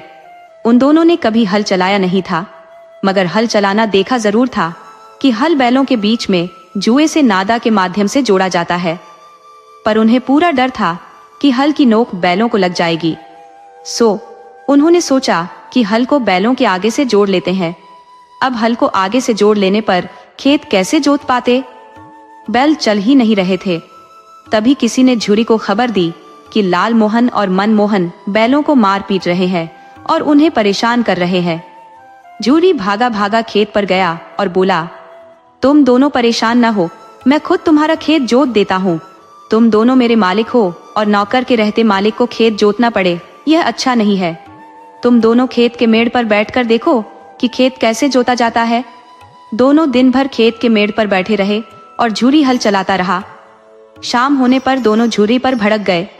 उन्होंने कहा, काका तुमने तो अनर्थ कर दिया। भाई ने कहा था कि 20 बीघा जमीन जोत कर आना, और तुमने तो बहुत थोड़ी जमीन जोती है। तब झुर्री बोला, तुम दोनों ने गजाधर की बात ठीक से समझा ही नहीं। अरे उसने तुम्हें 20 जमीन जोतने को कहा था और तुम उसे बीघा में समझ गए। चलो अब शाम हो गई है, घर चलते हैं। गजाधर पूछे, तो बता देना कि हाँ, हमने आपके कहे अनुसार खेत जोत दिया है। अब कहो तो बीज भी लगा देते हैं। दोनों गजाधर के पास गए और बताया कि उन्होंने खेत जोत दिया है। वह खुश हुआ कि चलो दोनों को काम करना तो आ गया। वह बोला कि कल उसमें बीज भी लगा देना। दोनों ने झुर्री की सहायता से बाजरे का बीज लगवा दिया। अब फिर आराम से दोनों घर आकर बैठ गए। उनका घर बैठना गजाधर की पत्नी को अच्छा नहीं लगा। वह बोली, दोनों के लिए 2 भैंस खरीद दो, ये उन्हें चराते रहेंगे तो अच्छा रहेगा, दरवाजे पर बैठे रहेंगे तो आपको ही तनाव देते रहेंगे। गजाधर ने पत्नी की बात मानकर दूसरे ही दिन 2 भैंस खरीद ली और दोनों भाइयों से कहा, तुम दोनों भैंस को रोज चराया करो, तुम लोग निठल्ले घर में बैठे रहते हो। दोनों बोले, अरे भाई, आपने बहुत अच्छा किया जो हमें भैंस खरीद दी। वे दोनों रोज भैंस चराने जाने लगे। गजाधर की बंजर भूमि गांव से 1 कोस की दूरी पर थी, सो दोनों भैंस पर बैठकर चले जाते थे और भैंस पर बैठकर ही चले आते थे। दोनों को भैंस की सवारी करना बहुत अच्छा लगता था। जूड़ी की पत्नी भी अपनी भैंस लेकर बंजर जमीन में चराने जाती थी। उसे रोज पैदल ही जाना पड़ता था, मगर ये दोनों भैंस पर बैठकर ऐसे जाते थे जैसे कोई राजा हाथी पर बैठकर जा रहा हो। कुछ छोटे छोटे चरवाहे तो सचमुच दोनों को महाराज समझने लगे थे। जूड़ी की पत्नी को यह जरा भी नहीं सुहाता था। वह पैदल चलकर थक जाती थी और ये दोनों भैंस की सवारी कर रहे थे। वह स्त्री थी, चाह कर भी भैंस पर नहीं बैठ सकती थी, सो उसके मन में ईर्ष्या पैदा हो गई। उसने मौका पाकर गजाधर की पत्नी के पास आकर शिकायत की, बहू, तुम उन 2 निठल्लों को खुला छोड़ दी हो। दोनों भैंस को हाथी समझकर सवारी करते हैं, भैंस पर बैठकर आते जाते हैं। अब सोचो, जब भैंस उन 2 गधों का भार ढोकर थक जाती है तो दूध कहां से देगी। गजाधर की पत्नी बोली, ओहो, यह बात है, मैं कब से सोच रही थी कि भैंसिया दूध कम क्यों दे रही है। आने दो दोनों निठल्लों को, आज खबर लेती हूँ। वह अपने पति से बोली, आप भी क्या मूर्खता करते रहते हो, अपने भाइयों पर भूल से भी ध्यान नहीं देते। वे भैंस को हाथी बना दिए हैं। वे भैंस चराते नहीं बल्कि उस पर बैठकर घूमते रहते हैं। भैंस इसीलिए दूध देना बंद कर दी है। आप दोनों की आज खूब खबर लो, जरूरत पड़ने पर मारो पीटो। गजाधर ने कहा, अब वे बच्चे नहीं है, बड़े हो चले हैं, उनके मुंह लगना ठीक नहीं। कल को अपने अधिकार समझने लगे तो लेने के देने पड़ जाएंगे। पत्नी बोली, ठीक है, आप मत कुछ बोलो, मगर मैं तो दोनों की खबर लूंगी। जब दोनों भाई शाम को घर आए तो उन्हें गजाधर की पत्नी ने बहुत डांटा। तुम दोनों भैंस की सवारी करने लगे हो, भैंस क्या कोई हाथी है। तुम दोनों ने भैंस को बर्बाद कर दिया है। तुम अपनी बदमाशी बंद करो, तुम्हारी वजह से भैंसिया दूध देना बंद कर दी है। कल से यदि शिकायत मिली कि तुम भैंस पर बैठते हो तो मैं अब मुंह से नहीं बोलूंगी, मेरा हाथ बोलेगा, डंडे से पिटाई करूंगी। दोनों ने सोचा कि घर में बैठी भाभी कैसे जान गई कि हम भैंस की सवारी करते हैं। जरूर कोई भेदिया है हमारे बीच में। हमें तो लगता है कि झुर्री की पत्नी ही है। हम अब उसे ही सबक सिखाएंगे, किसी तरह उसकी भैंसिया को बिकवा देते हैं। दोनों ने बहुत प्रयास किया मगर सफल नहीं हुए। झुर्री की पत्नी भैंस के साथ ही रहती थी, सो दोनों कुछ नहीं कर पाए। उन्हें अब भैंस चराने जाने में बहुत कष्ट हो रहा था। पैदल भैंस के पीछे पीछे दिन भर घूमना बहुत थकाने वाला काम था। तभी संयोग से दोनों को एक गधा मिल गया। वह दूर गांव के एक धोबी का था जो किसी तरह भाग आया था। जब दोनों ने गधा देखा तो सोचा कि यह जीव तो हमारे बड़े काम का है, हम इस पर सवारी करेंगे, इसी पर बैठकर भैंस चराएंगे। अब भाई भाभी ये नहीं कहेंगे कि भैंस की पीठ पर बैठते हो, हम गधे की पीठ पर सवारी करेंगे और गधा भाभी का कोई भाई नहीं लगता जो मना देंगी। दोनों गद्दे को पकड़ लिए। गधे ने भी कोई उछल कूद नहीं की।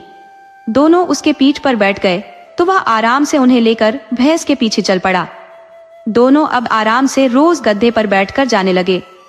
यह देखकर झुर्री की पत्नी फिर जल भुन गई। वह गजाधर की पत्नी से शिकायत करने पहुंची कि दोनों अब गधा पर बैठकर भैंस चराने जाते हैं। इस पर गजाधर की पत्नी शांत थी।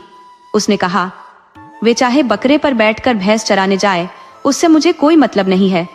मुझे सिर्फ अपनी भैंस से मतलब है। भैंस के पीठ पर दोनों को नहीं बैठना चाहिए। यहाँ झुर्री की पत्नी का जादू नहीं चला, सो वह दूसरा उपाय खोजने लगी। उधर धोबी अपना गधा खोज खोज कर बहुत परेशान हो गया था। उसे गधा कहीं मिल ही नहीं रहा था। वह हर गांव, हर गली और आसपास के जंगल झाड़ में खोजा, मगर गधा कहीं नहीं मिला। अब तो थक कर घर बैठ गया कि गधा नहीं मिलने वाला, शायद गधा मर चुका है। इधर झुर्री की पत्नी पता लगा रही थी कि गधा है किसका। यदि पता चल जाता तो वह उसके घर जाकर बताती कि गद्दे की सवारी 2 गद्दे कर रहे हैं। इस तरह 3 माह बीत गए। अब दोनों भाइयों को लगा कि गधा हमारा है, वे इस पर बहुत दिन तक सवारी करते रहेंगे।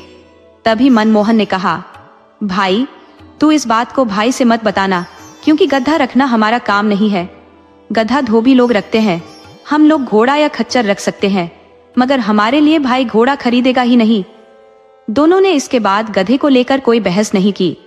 उधर झुर्री की पत्नी को पता चल गया कि गधा रामपुर के किसी महाराजा नाम के धोबी का है। वह उस धोबी के घर खबर देने निकल गई। वह धोबी के घर पहुंची और बोली, भैया तुम्हारा गधा हमारे गांव में है। उसे गांव के छोटे जमींदार गजाधर के भाइयों ने बंधक बनाकर रखा है। वे उसी पर बैठकर भैंस चराने जाते हैं, उसी पर पशुओं का चारा लाद कर ले आते हैं और गधे को जरा भी आराम नहीं देते हैं। धोबी बोला, बहन तुमने यह खबर देकर बहुत अच्छा किया। हम तो यह मानकर चल रहे थे कि गधा मर गया है, परंतु तुम यह खबर देकर हमें खुश कर दिया है। ये काम सिर्फ एक बहन ही कर सकती है, तुम मेरी बहन हो। धोबी ने झुर्री की पत्नी को एक साड़ी देकर विदा किया और खुद गधा लेने रामगढ़ आ गया। मगर तब तक तो दोनों भाई गधे पर बैठकर चराने के लिए निकल चुके थे। धोबी गधे की खोज में गजाधर की बंजर जमीन की तरफ निकल गया। वहां उसने देखा कि दो जवान लड़के गधे की सवारी कर रहे हैं। गधा दोनों का भार बड़ी मुश्किल से उठा पा रहा है। चलने में गधे की हवा निकल जा रही है। धोबी दौड़कर गधे के पास गया और बोला, बस अब बहुत हुआ। तुम दोनों 3 माह से गधा चुरा लिए हो और मैं खोज खोज कर परेशान हूं। तब लालमोहन बोला, खबरदार जो इसे अपना कहा, यह हमारा गधा है और तुम हो कौन जो इसे अपना बता रहे हो। तब धोबी ने बताया, मेरा नाम महाराजा है, मैं रामपुर का हूं। तब मनमोहन बोला, जब तुम महाराजा हो तो गधा क्यों खोज रहे हो। महाराजा हाथी घोड़ा रखते हैं, वे गधे की सवारी नहीं करते। आपको तो गधा नाम लेने से भी शर्म आनी चाहिए। तब धोबी बोला, अरे जो तुम समझ रहे हो वो वाला महाराजा नहीं हो, मैं एक धोबी हूं, मेरा नाम महाराजा है। मनमोहन बोला, तुम एक गधा हड़पने के लिए महाराजा से धोबी बन रहे हो, बड़ी लालची जान पड़ते हो। मगर तुम कोई भी हो हमारा गधा नहीं ले सकते, इसे हमने पैसा देकर खरीदा है। तब धोबी बोला, देखो तुम दोनों जमींदार हो, शौक से भैंस चराते हो, यहाँ तक तो ठीक है, मगर अब किसी का गधा रख लोगे, कल किसी का कपड़ा धोना शुरू कर दोगे, ये ठीक नहीं। ये तो किसी के पेट पर लात मारने वाली बात होगी। तब मनमोहन बोला, देखो तुम कुछ ज्यादा बोल रहे हो, हम भला किसी के कपड़े कैसे धो सकते हैं। धोबी ने तुरंत कहा, तो गधा क्यों खरीद लिया, गधा रखना धोबी का काम है। तब मनमोहन बोला, हमने गधा कहाँ खरीदा है, इसे तो पाया है। धोबी बोला, गधा कोई पाने की चीज है, जमीन में गड़ा खजाना है जो तुमने पा लिया है, जंगल के गुफा का धन है जो पा लिया है। अरे ये मेरा गधा है जो गलती से बहक कर यहाँ आ गया और तुम दोनों गधे का अपहरण कर ले हो। जल्दी से मेरा गधा लौटा दो और अपनी गलतियों के लिए माफी मांग लो, मैं तुम्हें माफ कर दूंगा, वरना भयंकर युद्ध होगा। हमारी सेनाएं आमने सामने लड़ेंगी, बहुत खून खराबा हो जाएगा। लालमोहन बोला, लेकिन हमारे पास तो कोई सेना नहीं है।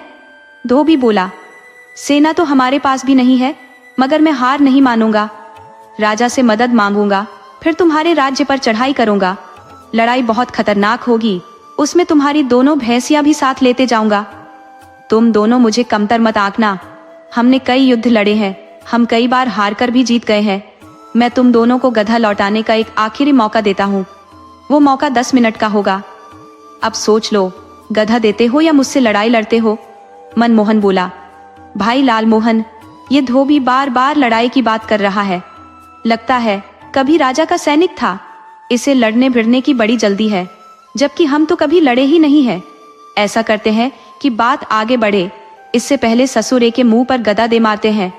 लालमोहन बोला कि धोबी भाई, ये गधा तो हमारा ही है, परंतु जब तुम एक गधे के लिए रो रहे हो तो हम गधा तुम्हें दान में दे देते हैं। हम वैसे भी जमींदार हैं, छोटी मोटी चीज दान में देते रहते हैं। धोबी बोला, सचमुच तुम दोनों बड़े दानी हो, चलो गधे के साथ एक भैंस भी दान कर ही दो। मनमोहन बोला कि हम अपने कहे बात से पलट जाए, इससे पहले तुम अपना गधा लेकर चले जाओ। क्या है कि हम जमींदार बड़ी जल्दी बात भूल जाते हैं, ये बात भूल जाए कि आगे क्या कहा था। तुम अपना सड़ी गधा लेकर चले जाओ। धोबी को तो किसी तरह गधा चाहिए था, वह समझ रहा था कि दोनों बेवकूफ हैं, नहीं तो कोई किसी का गधा रखता है और जमींदार गधे की सवारी करता है। वह जल्दी से गधा लिया और उस पर बैठकर निकल गया। किसी ने गजाधर से बता दिया कि दोनों भाइयों ने एक धोबी का गधा चुरा लिया था और धोबी बहुत अपमान करके गया है। गजाधर को यह बात बहुत बुरी लगी। दोनों बेवकूफी करने लगे हैं। एक बार खेती किए थे तो देखने ही नहीं गए कि उसका क्या हुआ। वह तो भला हो झुरी काका का कि वह फसल काट कर घर पहुंचा गए। अब भैंस भी उन्हीं को दे दूंगा। दोनों के लिए एक बैलगाड़ी खरीद देता हूँ। उसी से ये अनाज और फल मंडी में ले जाकर बेचा करेंगे। वहां बेचने से काफी आय होगी। आखिर दोनों घर में ऐसे ही पड़े रहते हैं। गजाधर ने दोनों के लिए बैलगाड़ी खरीद ली। दोनों भाई बड़े खुश हुए कि अब हम बैलगाड़ी से दूर तक घूमेंगे, बहुत मजा आएगा। गजाधर ने दोनों को बैलगाड़ी सौंपते हुए कहा, मैं ये गाड़ी तुम दोनों को सिर्फ घूमने को नहीं दे रहा, बल्कि इससे तुम दोनों मंडी जाओगे, वहां फल और अनाज बेचकर आओगे। यहाँ घर में पड़े रहोगे तो गलतियां करोगे। तभी गजाधर के एक रिश्तेदार आए हुए थे।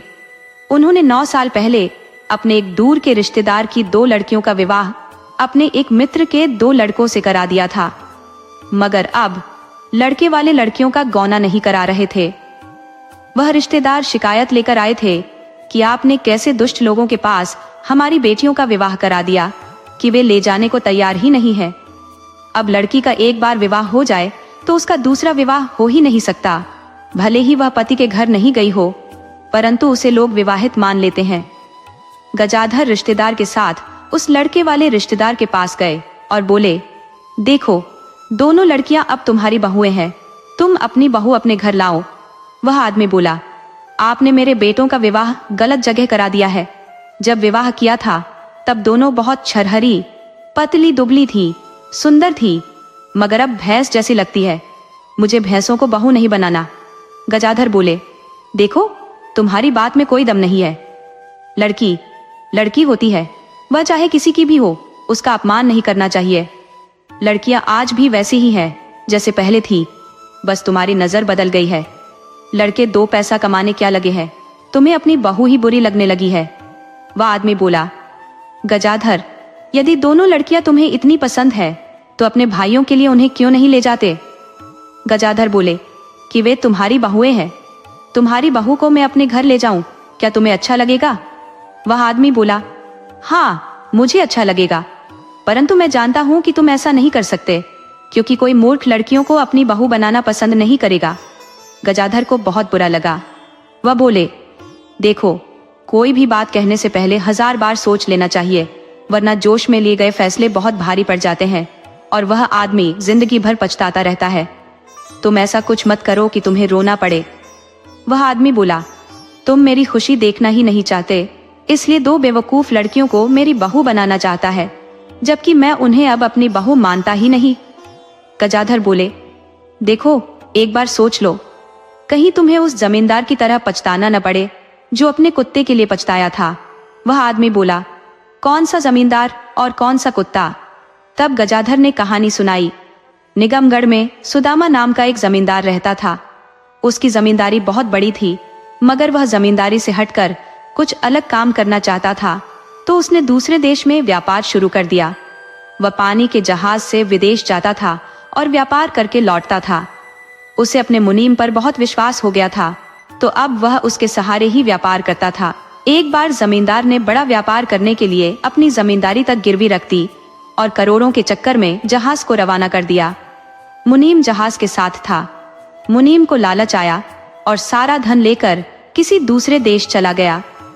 1 साल गुजर गया तो उसने खबर भेज दी कि जमींदार साहब, मेरा इंतजार न करे, उनका जहाज समुद्र में समा गया था, उनका अब कुछ नहीं बचा। अब मैं दूसरे देश में हूँ और अब लौटने वाला नहीं। जमींदार समझ गया कि मुनीम ने धोखा दे दिया है। जमींदार का व्यापार करने का फैसला ही गलत था। अब तो जमींदारी भी दांव पर लग गई है। जमींदार को ख्याल आया कि उसका एक मित्र बंजारा है जो अपने कबीले का मालिक है। उसके पास बहुत सारा धन है। यदि वह मदद कर देता है तो मैं फिर से जमींदारी वापस पा सकता हूँ।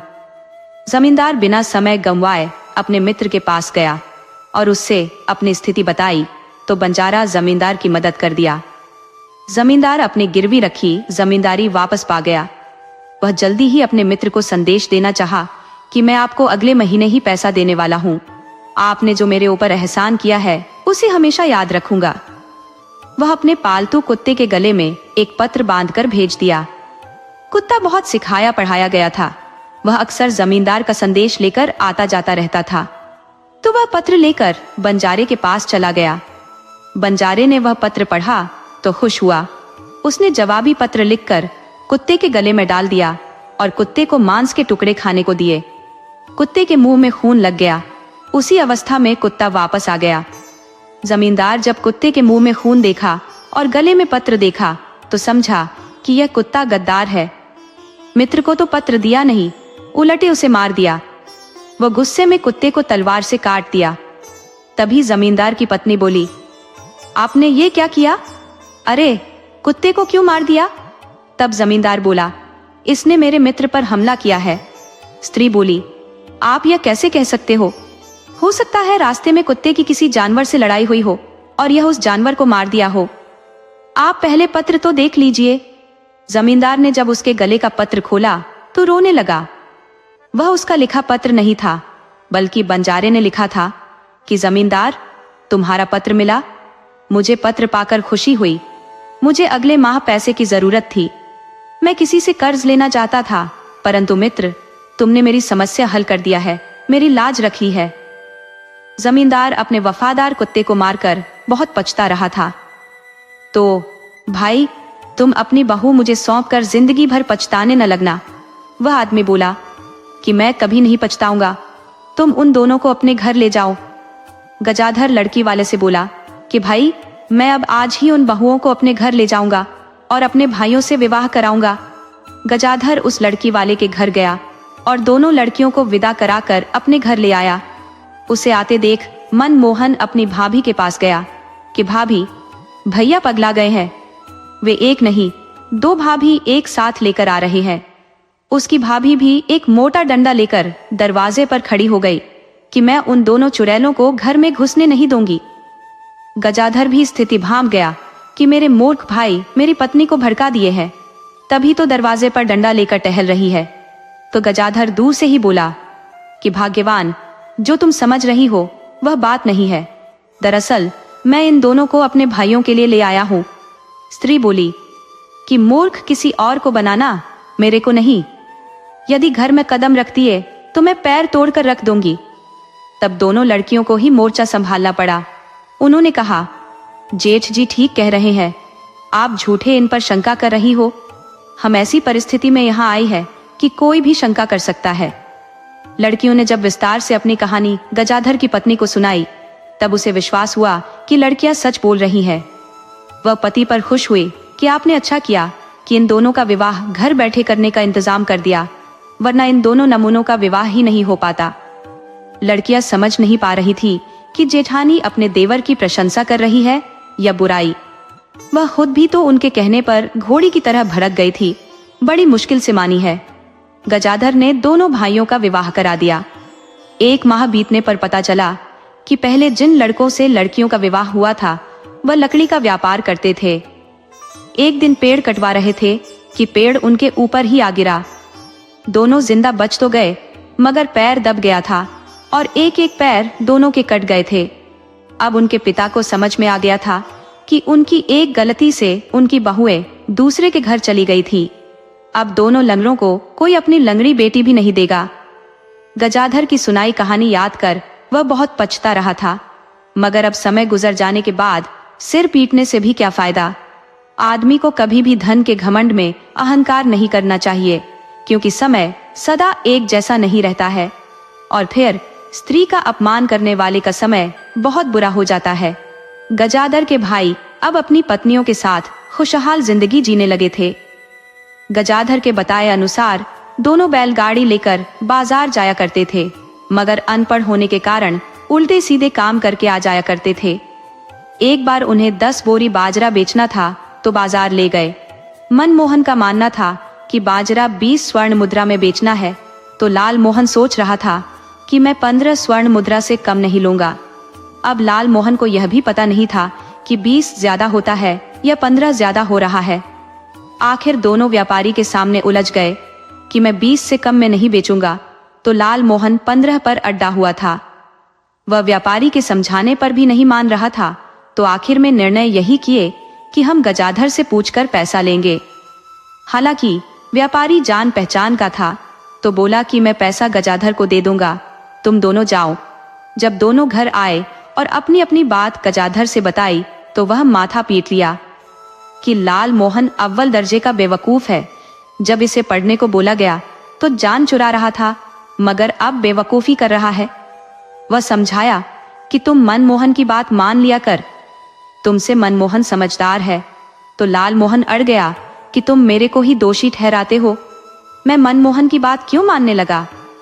वह अब मुंह फुलाकर घर ही रहने लगा, तो अब अकेले ही मनमोहन बाजार जाता और सामान बेचकर वापस आ जाता। गजाधर अपने घर पर ही रहता, तो गांव के लोग कुछ न कुछ समस्या लेकर उसके पास आते रहते। गजाधर के पड़ोस में एक स्त्री पुरुष रहते थे। अक्सर वह घर में झगड़ा किया करते थे। उनके झगड़े से पड़ोस के लोग परेशान रहते थे। उनका झगड़ा तब और बढ़ जाता जब गजाधर के पास कोई मेहमान आ जाता था। वह आदमी भी गजाधर से कहकर चला जाता कि भाई, तुम कैसे इस माहौल में रह लेते हो, हमारे गांव में ऐसा होता तो हम दोनों को गांव से बाहर करा देते, मगर तुम दब्बू आदमी हो। गजाधर को यह बात बहुत बुरी लगी। उसने सोच लिया कि अब वह दोनों को चेतावनी दे देगा कि या तो दोनों शांति बनाकर रखे या फिर गांव का त्याग कर दे।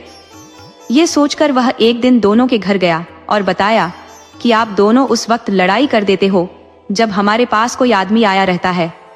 इस तरह हमारी इज्जत कम हो जाती है। तुम्हें लड़ना ही है तो पहले पता लगा लो कि मेरे घर कोई आया तो नहीं है, उसके बाद खूब लड़ो। तुम्हें लड़ना भी चाहिए, पर अंदर मन का प्रयोग ज्यादा करो, मुंह का प्रयोग कम करो। अगर पहलवान की तरह लड़ोगे तो कोई कुछ नहीं कहेगा, और तुम लड़ भी लोगे, किसी को पता भी नहीं चलेगा। गजाधर जब चला आया तो पड़ोसन अपने पति से बोली कि गजाधर हमें समझाने आया था या लड़ाई का तरीका बताने आया था। वह अपने 2 बेवकूफ भाइयों पर हुकूमत क्या चला लेता है, अब पड़ोसियों पर भी हुकूमत करना चाहता है। स्त्री का पति बोला कि देखो, गजाधर ठीक कह रहा है, हमें किसी को परेशान नहीं करना चाहिए। स्त्री बोली कि हमने किसी के परेशान होने का ठेका थोड़े ले रखा है। लड़ाई होगी और वह देखता रहेगा, और लड़ाई उसी वक्त होगी जब उसके मेहमान आएंगे। संयोग से दूसरे दिन गजाधर के यहाँ 3-4 खास आदमी आ गए। उसी वक्त दोनों पति पत्नी ने लड़ाई शुरू कर दी। अब गजाधर को सूझ नहीं रहा था कि क्या करे। वह बहुत गुस्से में होकर पड़ोसी के घर गया और समझाया कि लड़ाई मत करो, हमारे घर आदमी आए हुए हैं, चले जाने के बाद लड़ लेना। गजाधर के समझाने के बाद भी दोनों समझने के बजाय हाथापाई पर उतर आए। गजाधर जब दोनों के बीच बचाव करना चाहा, तो दोनों ने मिलकर गजाधर की पिटाई शुरू कर दी। बेचारा किसी तरह जान बचाकर भागा। वह समझ गया कि यह दोनों की साजिश है। ससुरे लड़ते नहीं, बल्कि जानबूझकर नाटक करते हैं। गजाधर सोचा कि मुझे अब खुद नहीं उलझना चाहिए था, अपने भाइयों को भेजना चाहिए था। तो दूसरे दिन जब फिर पड़ोसी के घर से आवाज आई, तो भाई मनमोहन को भेज दिया। मनमोहन ने पहले बहुत समझाया, परंतु दोनों लड़ते रहे। जब मनमोहन हस्तक्षेप किया तो दोनों ने मनमोहन की पिटाई कर दी। वह किसी तरह अपनी जान बचाकर भाग आया।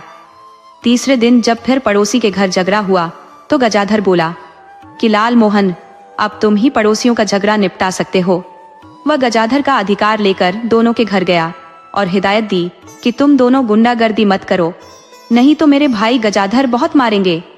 तब पड़ोसन बोली कि गजाधर के तुम पालतू पिल्ले, तुम्हें नहीं पता कि गजाधर मार खाकर गया है और तुमको पीटने के लिए भेजा है। भाग जा यहाँ से, पति पत्नी की लड़ाई में नहीं पड़ा करते। लाल मोहन अपने भाई का अपमान नहीं सह सका और दोनों से भिड़ गया। दोनों ने मिलकर लाल मोहन को पीट दिया। पिट जाने के बाद लाल मोहन गजाधर के पास आया कि आप जल्दी चलो, दोनों ने मुझे बहुत मारा है, आप जल्दी ला। गजाधर बोला, नहीं, मैं नहीं जा सकता, किसी के घर में घुसकर हम मारपीट नहीं कर सकते, हमारी गलती है कि किसी के घर में घुस जाते हैं। तब लाल मोहन बोला कि जब आप जानते थे कि नहीं जाना है तो मेरे को भेजा क्यों?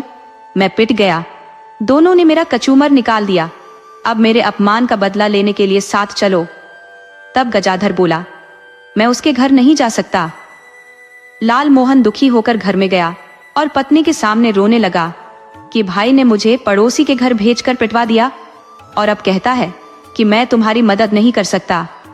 तब लाल मोहन की पत्नी बोली, आप चिंता मत करो, मैं आपकी मदद करूंगी। मैं दोनों को ऐसा सबक सिखाऊंगी कि कभी तेज तेज सांस नहीं ले सकेंगे। वे आपका नाम सुनकर डर जाएंगे। वह अपनी बहन मनमोहन की पत्नी से बोली कि बहन, याद करो, जब हम छोटी थी तो अपनी फसल की रक्षा एक बार चोरों से किया था। डेले मार मार कर चोरों को बुरी तरह घायल कर दिया था। हमारा निशाना कितना पक्का था कि जहां भी मारती थी वहीं जाकर लगता था। चोर बड़ी मुश्किल से जान बचाकर भाग पाई थी। आज हम दोनों पड़ोसियों को सबक सिखाएंगे। दोनों बहनें पड़ोसी के घर चली गईं और बिना कुछ बोले दोनों पति पत्नी की पिटाई करने लगी। उन्हें अपने घर में छुपने का स्थान नहीं मिल पा रहा था। दोनों ने दोनों बहनों के चरण पकड़ लिए और कसम खाई कि अब कभी मेरे घर झगड़ा नहीं होगा। अगर कभी मेरे आवाज से कोई परेशानी हुई तो गांव से निकाल देना। उसके बाद फिर कभी पड़ोसी के घर में लड़ाई नहीं हुई। दरअसल पड़ोसियों को गांव के जमींदार ने तीनों भाइयों की पिटाई करने के लिए पैसे दिए थे। साजिश के तहत ही पति पत्नी झगड़ा करने का नाटक करते थे और बारी बारी से तीनों भाइयों को पीट दिए थे। वे समझते थे कि ये बेवकूफ है, आराम से पिट जाएंगे और किसी से चर्चा भी नहीं करेंगे। मगर दोनों की पत्नियों ने ऐसी पिटाई की कि फिर कभी घर से बाहर नजर नहीं आए, कभी घर से आवाज नहीं आई। समाप्ति और सीख। जीवन का सबसे बड़ा सच यही है कि धन और बल का घमंड हमेशा टूटना निश्चित होता है, लेकिन जब हम अपनों का साथ देते हैं और समझदारी से काम लेते हैं तो बड़ी से बड़ी मुश्किल भी आसान हो जाती है। ये कहानी हमें सिखाती है कि विनम्रता और सही समय पर सही निर्णय लेना ही असली सफलता है और अपने परिवार पर विश्वास रखना सबसे बड़ी पूंजी है।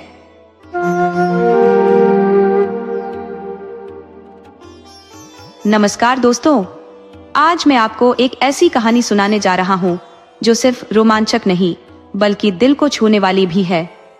ये कहानी है प्यार, हिम्मत और प्रकृति के साथ मिलकर रहने की। ये कहानी है उस अनोखे रिश्ते की जिसने इंसान की भावनाओं और राक्षस के रूप के बीच की दीवारों को गिरा दिया। क्या आपने कभी सोचा है कि जो चीजें हमें डरावनी लगती है उनके पीछे भी एक सच, एक दर्द और एक कहानी हो सकती है? क्या कोई राक्षस भी प्यार कर सकता है? क्या इंसान और प्रकृति के बीच ऐसा गहरा रिश्ता हो सकता है जो सब सीमाओं को पार कर जाए? तो आइए चलते हैं एक छोटे से गांव के पास के घने जंगल में, जहां एक साधारण लड़की सुमन और एक राक्षस विकराल ने वह कर दिखाया जो नामुमकिन लगता था। उनकी यह यात्रा न केवल रोमांच से भरी है बल्कि हमारे जीवन को बदलने वाली कई सीखों से भी। तो दोस्तों, अपनी कल्पनाओं के पर खोलिए और तैयार हो जाइए इस अद्भुत सफर पर, जहां डर और प्यार की एक नई परिभाषा घड़ी जाएगी। स्वागत है आप सभी का राक्षस से अजीब प्रेम की दुनिया में। बहुत समय पहले की बात है। एक छोटे से गांव में सुमन नाम की एक लड़की रहती थी। सुमन साधारण थी, लेकिन उसकी आंखों में अनगिनत सपने थे।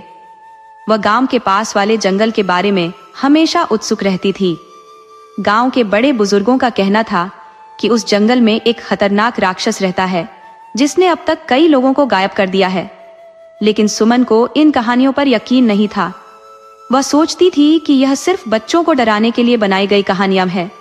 एक दिन सुमन ने फैसला किया कि वह जंगल के रहस्य को खुद सुलझाएगी।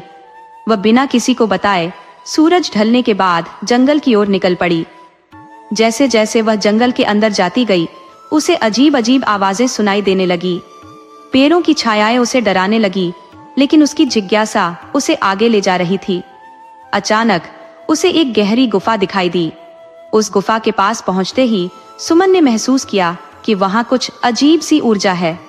उसे ऐसा लगा जैसे कोई उसे देख रहा हो। तभी एक गहरी और डरावनी आवाज गूंजी, कौन हो तुम और यहाँ क्यों आई हो? सुमन घबराई, लेकिन उसने अपनी हिम्मत जुटाकर कहा, मैं सुमन हूँ। मैं यह जानने आई हूँ कि इस जंगल में क्या रहस्य है। अचानक गुफा के अंदर से एक विशाल आकृति बाहर निकली। वह एक राक्षस था जिसका नाम विकराल था। उसका शरीर बड़ा और भयानक था लेकिन उसकी आंखों में एक अजीब सा दर्द छिपा था। विकराल ने कहा, यह जंगल मेरी दुनिया है, मैं इसे किसी इंसान के लिए खतरा नहीं बनने दूंगा। सुमन ने डरते हुए पूछा, क्या तुम वही राक्षस हो जिसके बारे में गांव वाले कहते हैं? विकराल ने हंसते हुए कहा, हाँ, मैं वही हूं। लेकिन जो कहानियां तुम्हारे गांव में सुनाई जाती है वे आधी सच और आधी झूठ है। मैं किसी को नुकसान नहीं पहुंचाता, लेकिन मुझे कोई समझने की कोशिश नहीं करता। सुमन ने देखा कि विकराल की आंखों में नफरत नहीं बल्कि अकेलापन था। उसने पहली बार सोचा कि शायद यह राक्षस वैसा नहीं है जैसा लोग बताते हैं। सुमन ने विकराल से कहा, अगर तुम सच में खतरनाक नहीं हो तो तुम इस जंगल में अकेले क्यों रहते हो? विकराल ने कहा, यह मेरी सजा है। मैं एक समय में इंसान था, लेकिन अपनी गलतियों की वजह से मुझे यह रूप मिला। अब मैं हमेशा के लिए इस जंगल में फंसा हुआ हूं। सुमन को विकराल की कहानी सुनकर दुख हुआ। उसने कहा, मैं तुम्हारी मदद करना चाहती हूँ, क्या मैं कुछ कर सकती हूँ? विकराल ने पहली बार किसी इंसान से इतनी दयालुता देखी। उसने सुमन को धन्यवाद दिया और कहा, अगर तुम चाहती हो तो मेरे साथ समय बिताओ, मैं बहुत अकेला हूँ। सुमन और विकराल के बीच दोस्ती हो गई। सुमन हर दिन जंगल में जाती और विकराल से मिलती।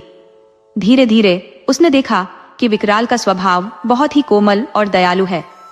वह जानवरों की देखभाल करता और जंगल की हर चीज से प्यार करता। समय बीतने लगा और सुमन और विकराल के बीच दोस्ती गहरी होने लगी।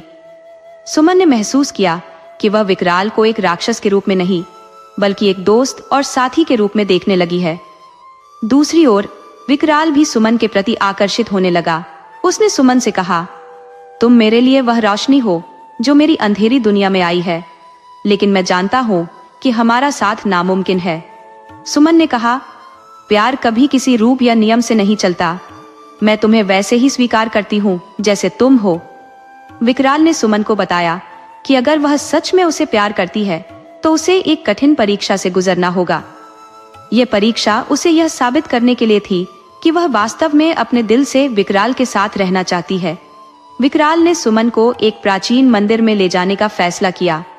उस मंदिर में एक रहस्यमय शक्ति थी जो किसी को भी इंसान या राक्षस के रूप में बदल सकती थी। लेकिन इसके लिए सुमन को अपनी पूरी शक्ति और साहस का प्रदर्शन करना था। मंदिर तक पहुंचने का सफर बेहद कठिन था। उन्हें कई खतरों का सामना करना पड़ा। रास्ते में उन्हें राक्षस के दुश्मनों का सामना करना पड़ा जो नहीं चाहते थे कि विकराल कभी इंसान बने। सुमन ने अपनी सूझबूझ और साहस से हर चुनौती का सामना किया। मंदिर के अंदर पहुंचकर सुमन ने अपनी सच्ची भावना और निष्ठा से प्रार्थना की। उसकी प्रार्थना ने मंदिर की शक्ति को जागृत किया और विकराल का राक्षसी रूप धीरे धीरे गायब होने लगा। वह फिर से इंसान बन गया। विकराल ने सुमन का हाथ थामकर कहा, तुमने मेरा जीवन बदल दिया, मैं तुम्हारा यह उपकार कभी नहीं भूलूंगा। सुमन और विकराल ने मिलकर एक नई शुरुआत की। गांव वालों ने भी उनकी प्रेम कहानी को स्वीकार कर लिया। विकराल ने अपने जीवन को इंसानों और प्रकृति की सेवा में लगा दिया। हालांकि विकराल अब इंसान बन चुका था, लेकिन उसका अतीत अभी भी उसका पीछा कर रहा था। जंगल में मौजूद अन्य राक्षस जो विकराल के इंसान बनने से नाराज थे, अब गांव पर हमला करने की योजना बना रहे थे। विकराल ने सुमन से कहा, मुझे लगता है कि यह शांत समय अधिक दिनों तक नहीं रहेगा। हमें अपने गांव की रक्षा करनी होगी। सुमन और विकराल ने गांव वालों को तैयार करना शुरू किया। उन्होंने गांव में सुरक्षा उपाय किए और सभी को मिलकर एकजुट रहने की सलाह दी। इसी बीच विकराल ने अपनी पुरानी शक्तियों को फिर से जागृत करने का प्रयास किया ताकि वह गांव की रक्षा कर सके। लेकिन यह इतना आसान नहीं था। एक रात जब पूरा गांव सो रहा था, जंगल के राक्षसों ने गांव पर हमला कर दिया। चारों ओर अफरा तफरी मच गई। सुमन और विकराल ने गांव वालों के साथ मिलकर बहादुरी से उनका सामना किया। विकराल ने अपनी नई और पुरानी शक्तियों को उपयोग कर राक्षसों को हराने की कोशिश की। सुमन ने भी अपनी सूझबूझ और साहस का परिचय दिया। उसने गांव वालों का नेतृत्व करते हुए राक्षसों को परास्त किया। कई घंटों की लड़ाई के बाद अंततः राक्षस हार गए और जंगल में वापस भाग गए। गांव पर हुए हमले के बाद विकराल ने सुमन से कहा, यह लड़ाई तो हमने जीत ली, लेकिन राक्षस कभी भी फिर से हमला कर सकते हैं। हमें स्थायी समाधान खोजना होगा। सुमन ने सुझाव दिया, जंगल और गांव के बीच एक ऐसा रिश्ता बनाना होगा जिसमें कोई भी किसी का दुश्मन ना हो। हमें जंगल की रक्षा के साथ साथ गांव को सुरक्षित रखने का तरीका खोजना होगा। सुमन और विकराल ने मिलकर जंगल में रहने वाले अन्य राक्षसों से संवाद करने का फैसला किया। उन्होंने उन राक्षसों को समझाने की कोशिश की कि इंसान और राक्षस एक दूसरे के दुश्मन नहीं है। शुरुआत में कई राक्षसों ने इसे एक धोखा समझा और मना कर दिया, लेकिन विकराल ने अपनी पुरानी पहचान और राक्षसी गरिमा का इस्तेमाल कर उन्हें यकीन दिलाया कि शांति ही एकमात्र रास्ता है। जब सुमन और विकराल अपने प्रयासों में लगे हुए थे, तभी जंगल की देवी प्रकट हुई। उन्होंने कहा, तुम दोनों का साहस और प्रेम देखकर मैं बहुत प्रसन्न हूँ, लेकिन शांति स्थापित करने के लिए जंगल और गांव के बीच एक नया समझौता करना होगा। मैं इस जंगल की रक्षक हूँ और तुम्हारी मदद करूंगी। जंगल की देवी ने एक अनोखी शर्त रखी। उन्होंने कहा, गांव और जंगल के लोग हर साल मिलकर एक उत्सव मनाएंगे जिसमें वे एक दूसरे के लिए आभार व्यक्त करेंगे, लेकिन अगर कभी कोई इस समझौते को तोड़ेगा तो उसे भयंकर परिणाम भुगतने होंगे। सुमन और विकराल ने देवी की शर्त को स्वीकार कर लिया। पहले साल का उत्सव बहुत ही भव्य तरीके से मनाया गया। गांव के लोग और जंगल के प्राणी एक साथ आए। उन्होंने अपने मतभेद भुलाकर मिलजुल कर भोजन किया, नृत्य किया और गीत गाए। इस उत्सव ने दोनों पक्षों के बीच विश्वास और दोस्ती का बीज बोया। इस दौरान विकराल ने महसूस किया कि वह न केवल इंसानों के साथ बल्कि राक्षसों के साथ भी एक सेतु बन गया है। वह अब दोनों दुनियाओं को जोड़ने वाला एक माध्यम बन चुका था। उत्सव के बाद विकराल ने सुमन से कहा, अब हमारी जिम्मेदारी और बढ़ गई है। हमें यह सुनिश्चित करना होगा कि यही शांति बनी रहे। सुमन ने मुस्कुराते हुए कहा, हम मिलकर यह कर सकते हैं, क्योंकि जब तक हम साथ हैं, कोई भी चुनौती हमें तोड़ नहीं सकती। तो उन्होंने गांव में एक नया आश्रय बनाया, जहां वे बच्चों को जंगल और प्रकृति का महत्व सिखाने लगे। उन्होंने गांव वालों को यह भी सिखाया कि जंगल की सुरक्षा करना क्यों जरूरी है। कुछ समय बीतने के बाद गांव में शांति भंग होने लगी। जंगल के अंदर से बार बार अजीब सी आवाजें सुनाई देने लगी और कई लोग गायब होने लगे। गांव के बुजुर्गों का कहना था कि यह किसी नई और अदृश्य शक्ति का काम है, जो पहले से कहीं ज्यादा खतरनाक है। सुमन और विकराल ने गांव वालों को आश्वस्त किया कि वे इस नए खतरे का सामना करेंगे। विकराल ने अपने पुराने अनुभव और शक्तियों को याद करते हुए कहा, यह जंगल हमें फिर से चुनौती दे रहा है, हमें मिलकर इसे हराना होगा। सुमन और विकराल ने महसूस किया कि इस बार अकेले लड़ाई जीतना मुश्किल होगा। उन्होंने जंगल के अन्य प्राचीन प्राणियों की मदद लेने का फैसला किया। विकराल को याद था कि जंगल के पूर्वी हिस्से में एक वृद्ध तपस्वी रहते थे, जिनके पास अलौकिक ज्ञान था। सुमन और विकराल ने तपस्वी से मिलने का सफर शुरू किया। ये यात्रा खतरों से भरी थी। कई बार उन्हें जानलेवा जालों और विचित्र जीवों से बचना पड़ा। अंततः वे तपस्वी के पास पहुंचे।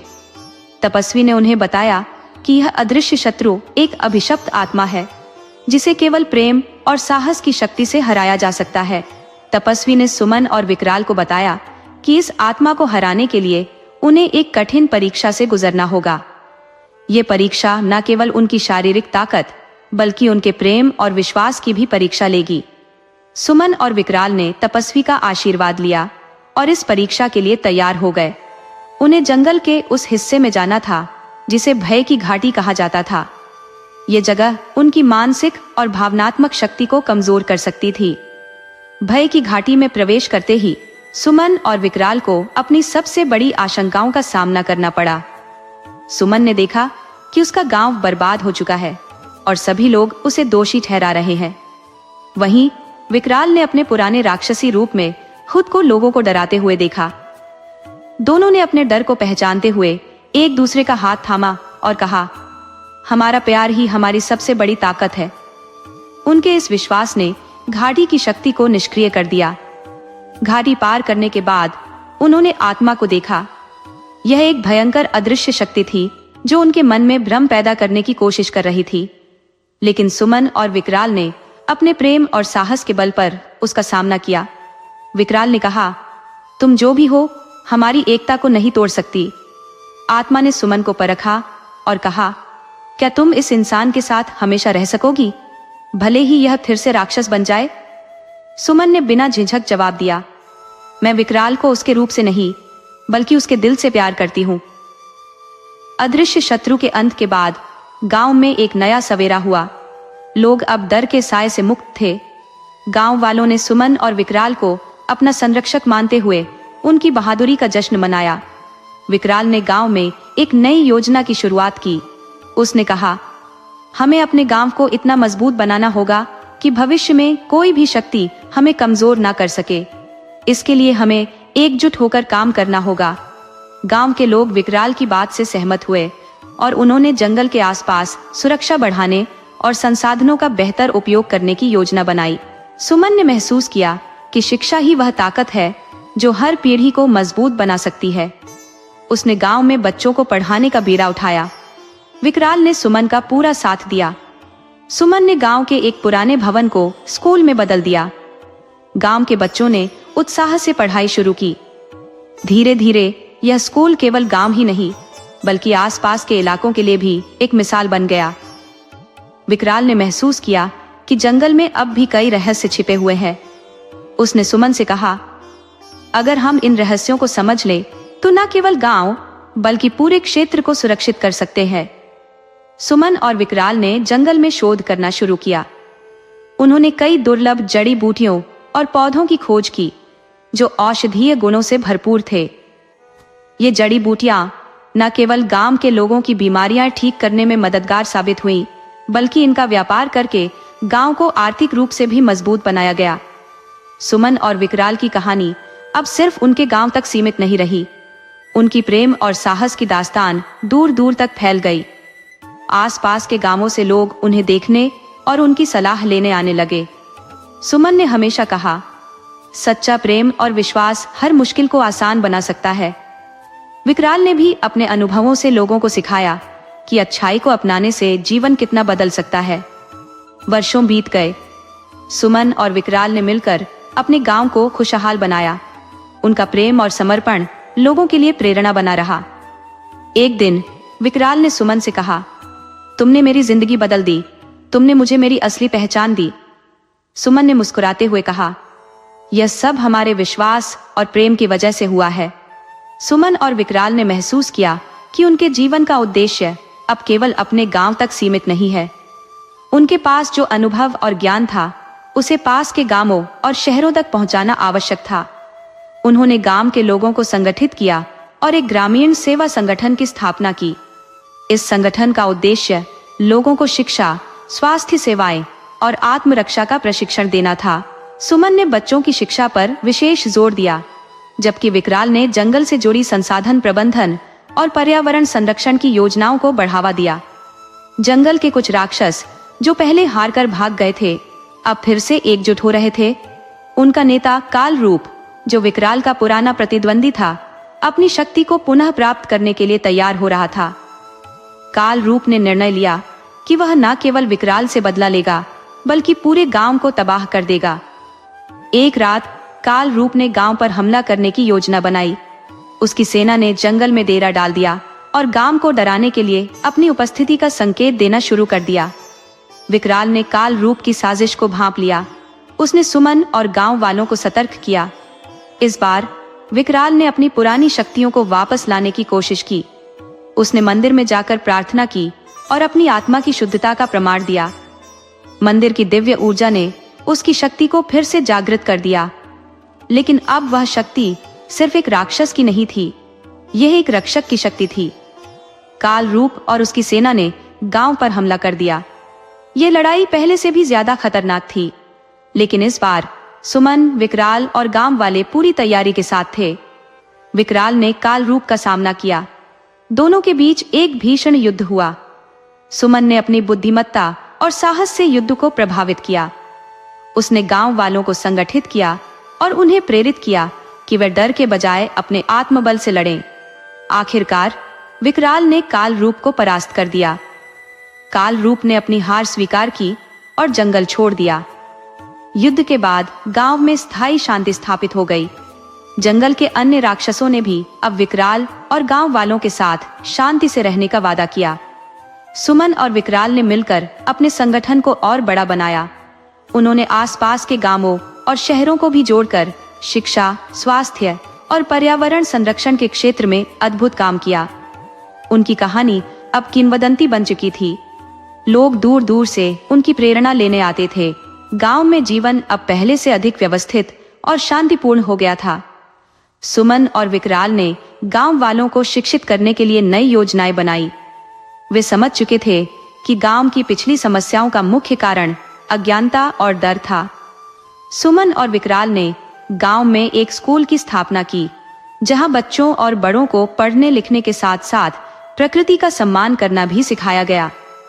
स्कूल का उद्देश्य केवल शिक्षा देना नहीं था, बल्कि यह सिखाना भी था कि डर और पूर्वाग्रह को कैसे दूर किया जाए।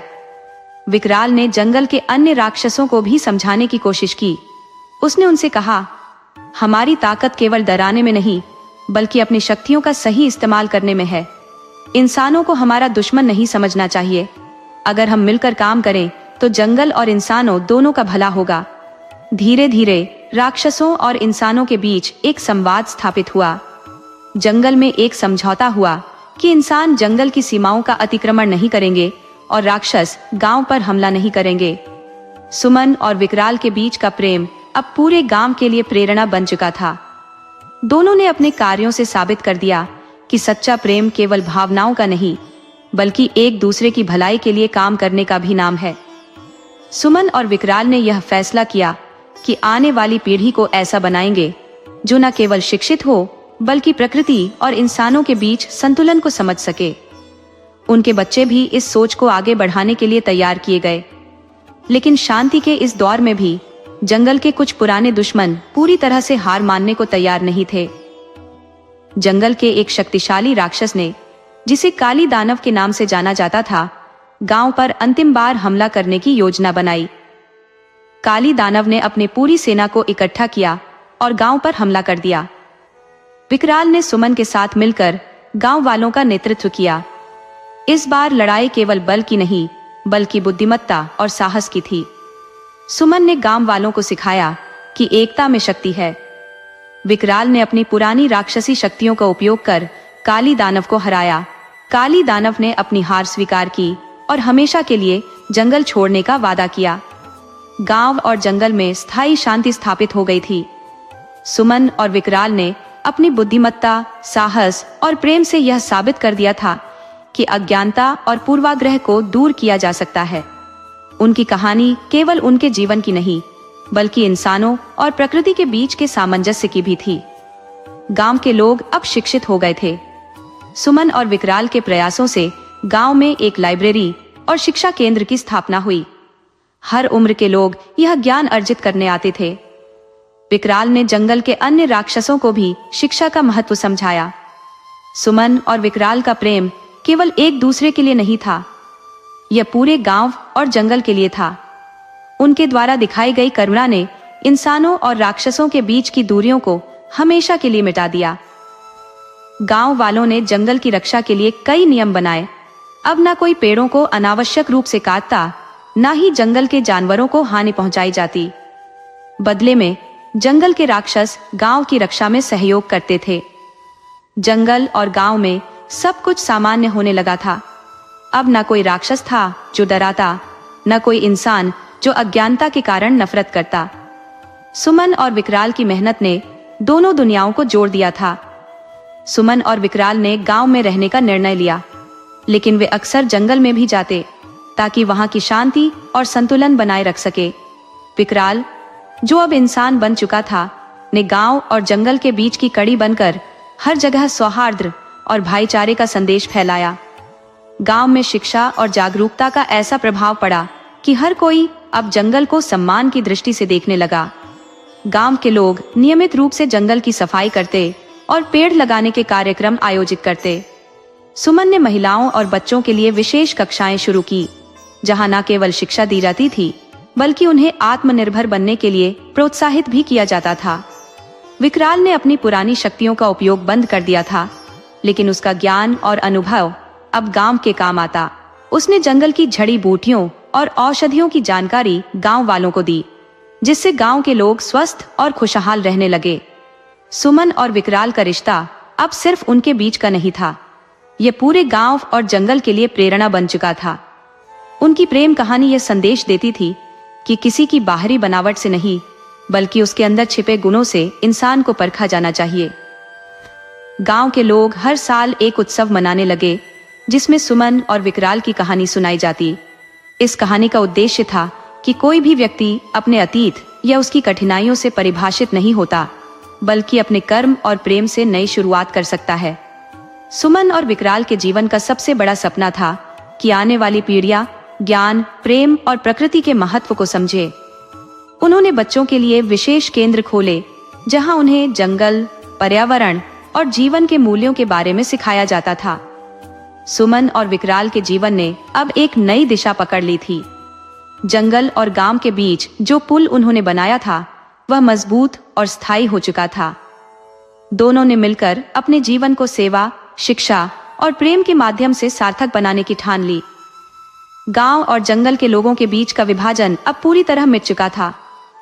गांव के लोग जंगल की देखभाल में सक्रिय हो गए और जंगल ने भी उन्हें अपनी छाया, औषधियां और संतुलित पर्यावरण देकर उनकी मदद की। सुमन ने गांव की महिलाओं को जंगल से जड़ी बूटियां एकत्र करने और उनसे औषधियां बनाने का प्रशिक्षण दिया। विकराल ने अपनी पुरानी शक्तियों और ज्ञान का उपयोग कर नई औषधियों और उपचारों की खोज की। सुमन और विकराल ने महसूस किया कि उनके ऊपर एक बड़ी जिम्मेदारी है, प्रकृति और मानवता के बीच सामंजस्य बनाए रखने की। उन्होंने बच्चों के लिए एक विशेष विद्यालय खोला, जहां प्रकृति के संरक्षण और प्रेम के महत्व पर जोर दिया जाता था। विकराल ने अपनी कहानी के माध्यम से लोगों को सिखाया कि बदलाव संभव है, बशर्ते इंसान अपनी गलतियों से सीखकर उन्हें सुधारने का प्रयास करे। गांव में अब न केवल शिक्षा और जागरूकता का विकास हुआ, बल्कि लोगों ने मिलकर गांव को आत्मनिर्भर बना दिया। गांव और जंगल की सफाई और संरक्षण के लिए अभियान चलाए गए। हर साल गांव में एक बड़ा उत्सव मनाया जाता, जिसमें सुमन और विकराल की कहानी को नाटक और गानों के माध्यम से प्रस्तुत किया जाता।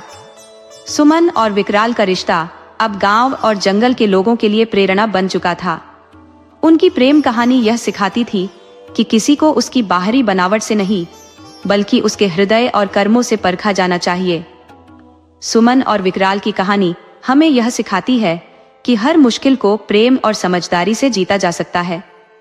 सुमन और विकराल के प्रयासों ने न केवल गांव और जंगल को जोड़ दिया था, बल्कि दोनों समुदायों को एक ऐसी दिशा दी जिसमें समृद्धि और संतुलन का राज छिपा हुआ था। उनकी कहानी के बाद जीवन में जो बदलाव आए, वह किसी चमत्कार से कम नहीं थे। सुमन और विकराल ने मिलकर वन महोत्सव की परंपरा शुरू की। हर साल जंगल के बीच एक बड़ा आयोजन किया जाता, जिसमें गांव और जंगल के लोग मिलकर भाग लेते। औषधीय पौधों की प्रदर्शनी लगाई जाती, जिसमें जंगल के लोग अपने ज्ञान को साझा करते। बच्चों के लिए खेल और प्रतियोगिताएं रखी जाती, जिनमें प्रकृति से जुड़े सवालों के उत्तर देने पर पुरस्कार मिलते। गांव और जंगल के बीच के संपर्क ने गांव में सकारात्मक बदलाव लाए।